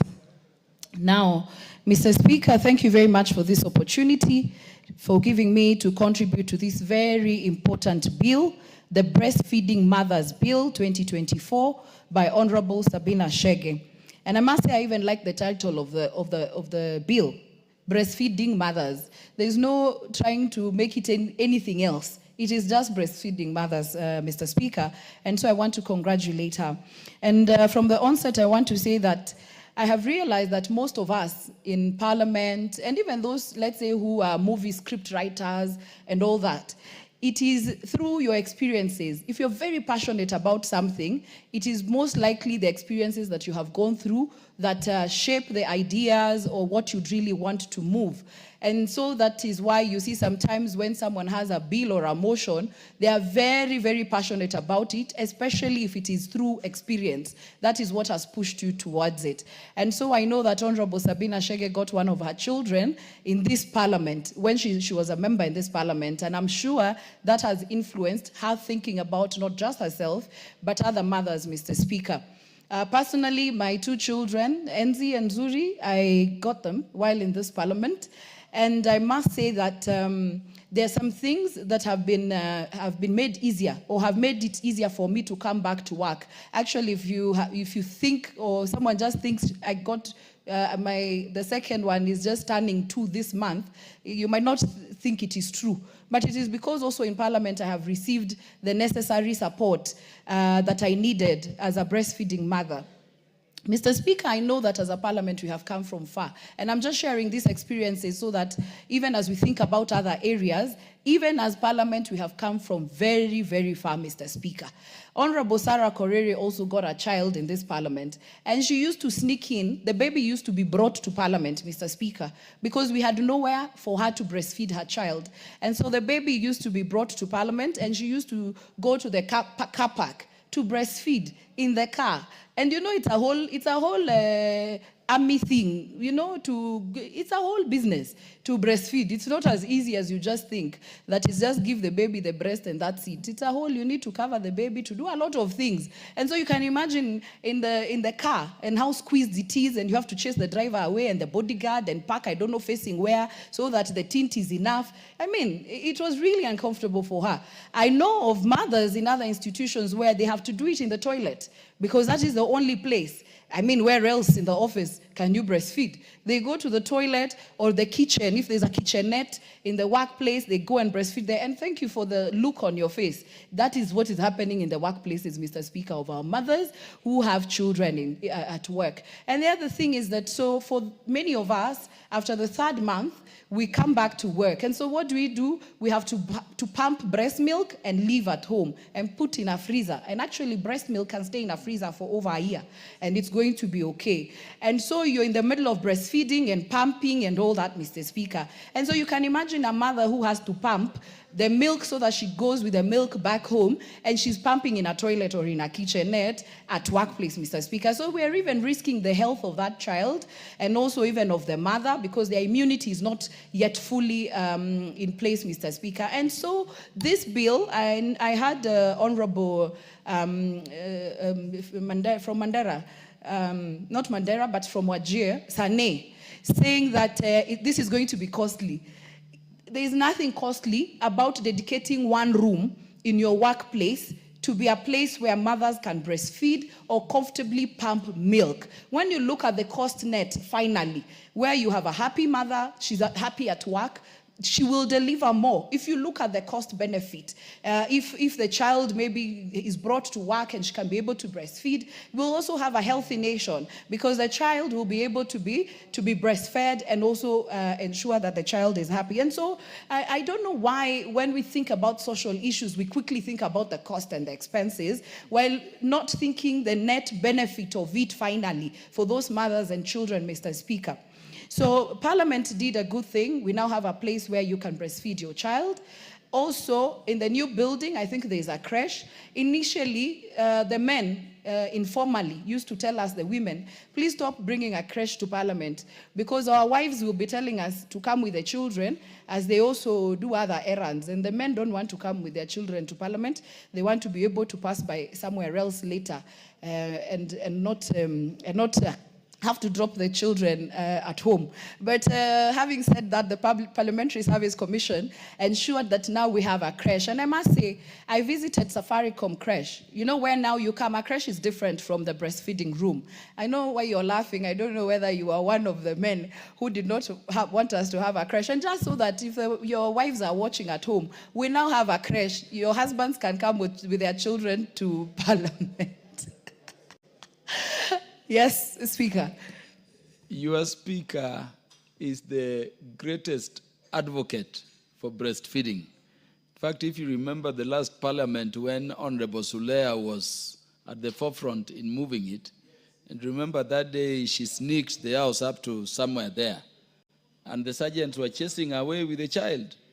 It was your Speaker who stood between the sergeants, the house rules, and her, to say that the child must breastfeed. So don't worry about the spouse of the Speaker. The spouse of the Speaker knows where the Speaker stands. So anyway, thank you, Speaker. And I must say, I was going to talk about it. Honorable Zuleha made a strong point, and I remember some people saying, this one is just struggling with postpartum, and that is why she's bringing her child and drama here. No, but she wanted to communicate to us, and not just to us as Parliament, but to the rest of the country, and I think she made her point, and we commend her for that, Mr. Speaker. And so Parliament now has a creche. There's also a good thing that Parliament has done, and it was introduced by Honorable Martha. Wangari also had a child, while in children, actually, she's had 2 children in Parliament.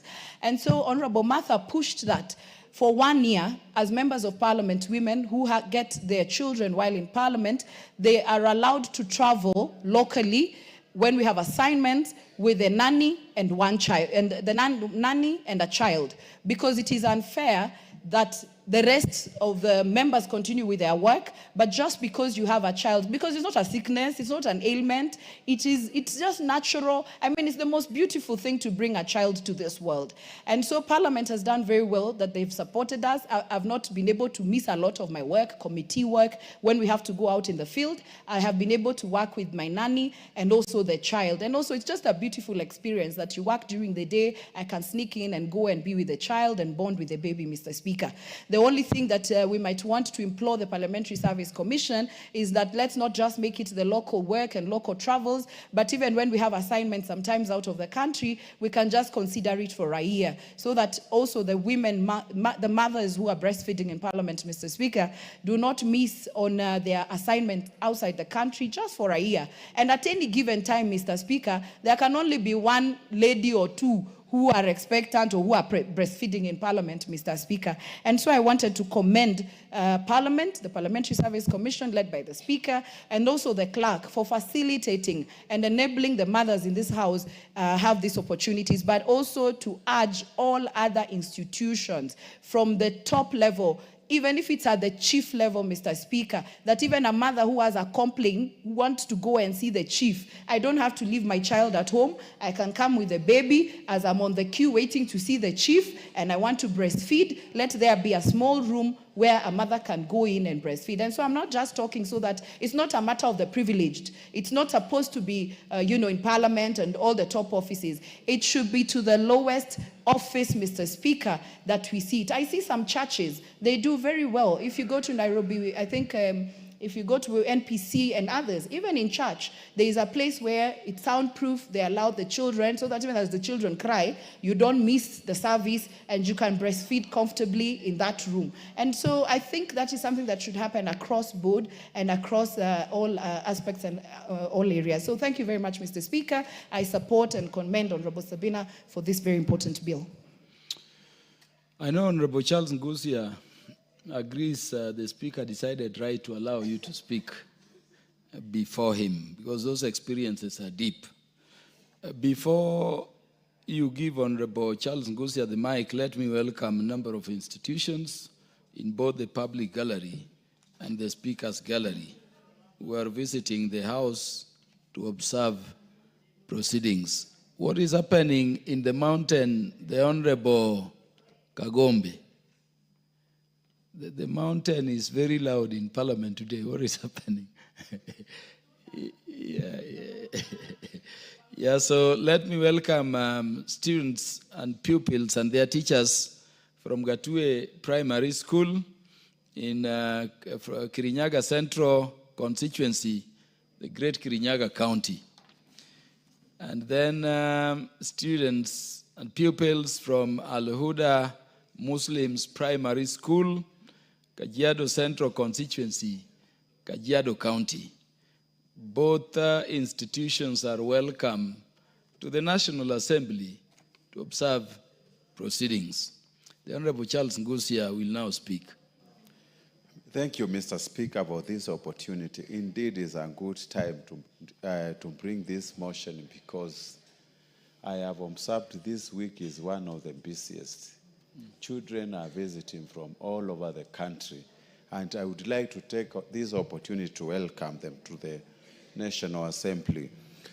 Mr. Speaker, it has been scientifically proven that breastfeeding actually is very important, because it strengthens the immune system of the baby, and also sometimes it improves the mood of the mother who is a lactating mother, Mr. Speaker. And this bill is actually seeking to provide the legal framework for the mothers who wish to breastfeed, by giving them the rights actually to get lactation place in the institutions they are working in, Mr. Speaker. Mr. Speaker, I am speaking this because I was just imagining if I was a woman. I got 2 children when I joined Parliament, the first term and this term. Mr. Speaker.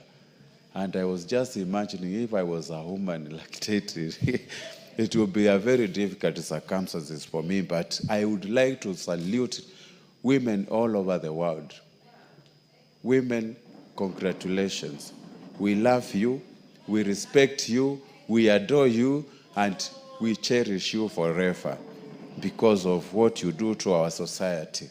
Mr. Speaker, this bill is actually describing some of the basic necessity or irreducible minimums of the lactation place. If you look at it, it specifies that lactation place should be shielded and free from intrusion from the colleagues or the co-workers. And this one will provide privacy to the person, to a mother who is lactating, Mr. Speaker. Mr. Speaker, let us not just create a lactation place. It needs to be quiet. It needs to be calm. It needs to be clean and conducive to both mother and the child so that they can enjoy good time together, Mr. Speaker. Mr. Speaker, some of these descriptions already given here, they are very good, like having a lockable door, having a wash basin for safety and cleanliness, having a fridge so that when you express milk and you don't have time to go back, you can leave the baby and get that milk fed to the baby, Mr. Speaker. Mr. Speaker, there are so many issues we can discuss, but because my colleagues want to talk about this bill, I will not repeat what our colleagues have said. So I would like to say this is a very good bill, Sabina Chege. Make sure it is fully implemented in our country. We can have lactation place even in aircrafts. When some of the mothers, actually they are traveling, they struggle a lot. Where do you lactate in an aircraft when you are flying long distance, like to Sydney, Australia, Japan?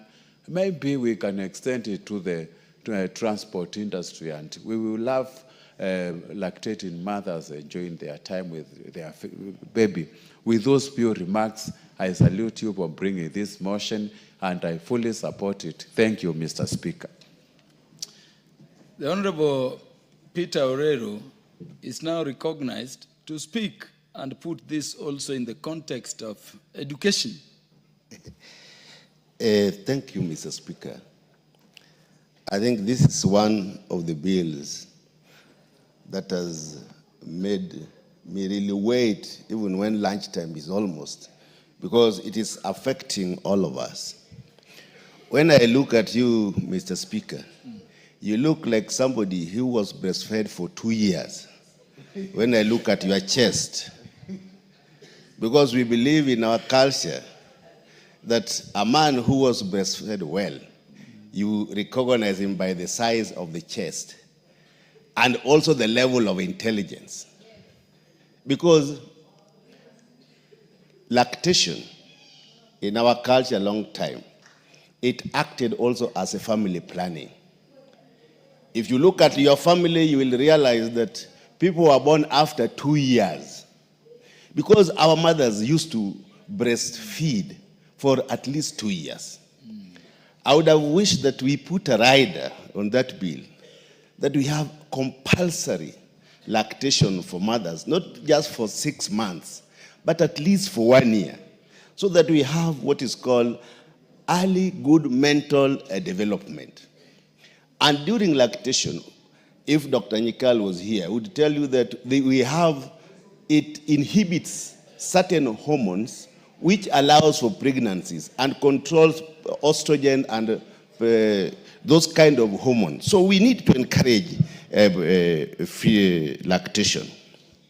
Now, I want to bring my experience when I was a principal of school.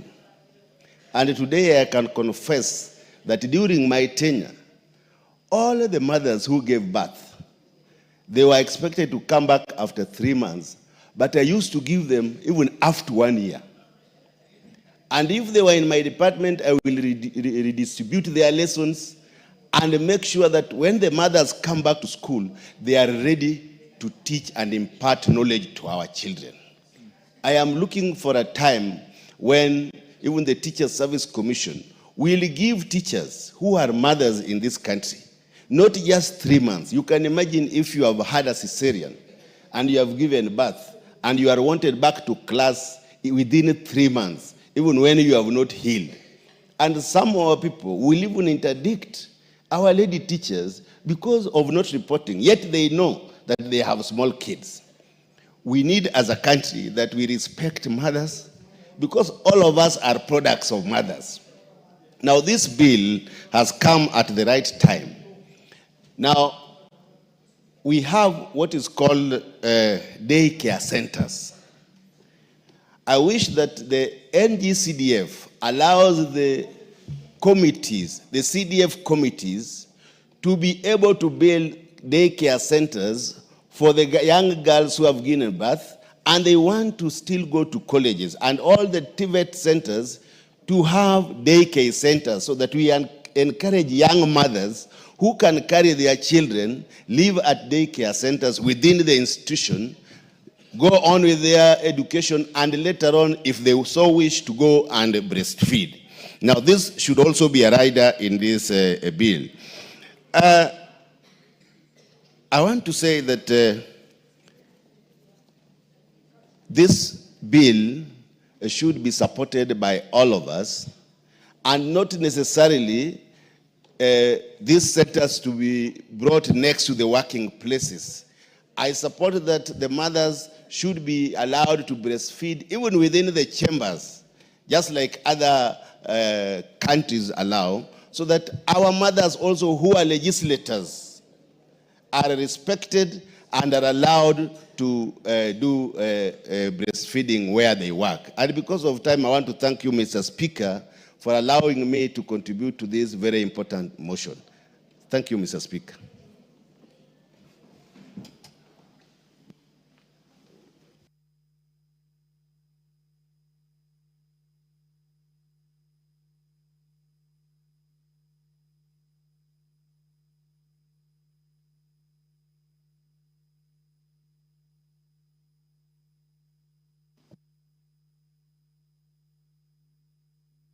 For the convenience of the House will now adjourn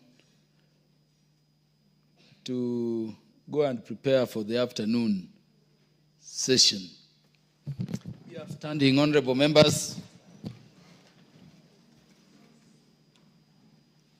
Honorable members, the time being 1:59 p.m., this House stands. Thank you. Honorable members, the time being 12:59 p.m., this House stands adjourned until today, Wednesday, the 30th day of July 2025 at 2:30 p.m.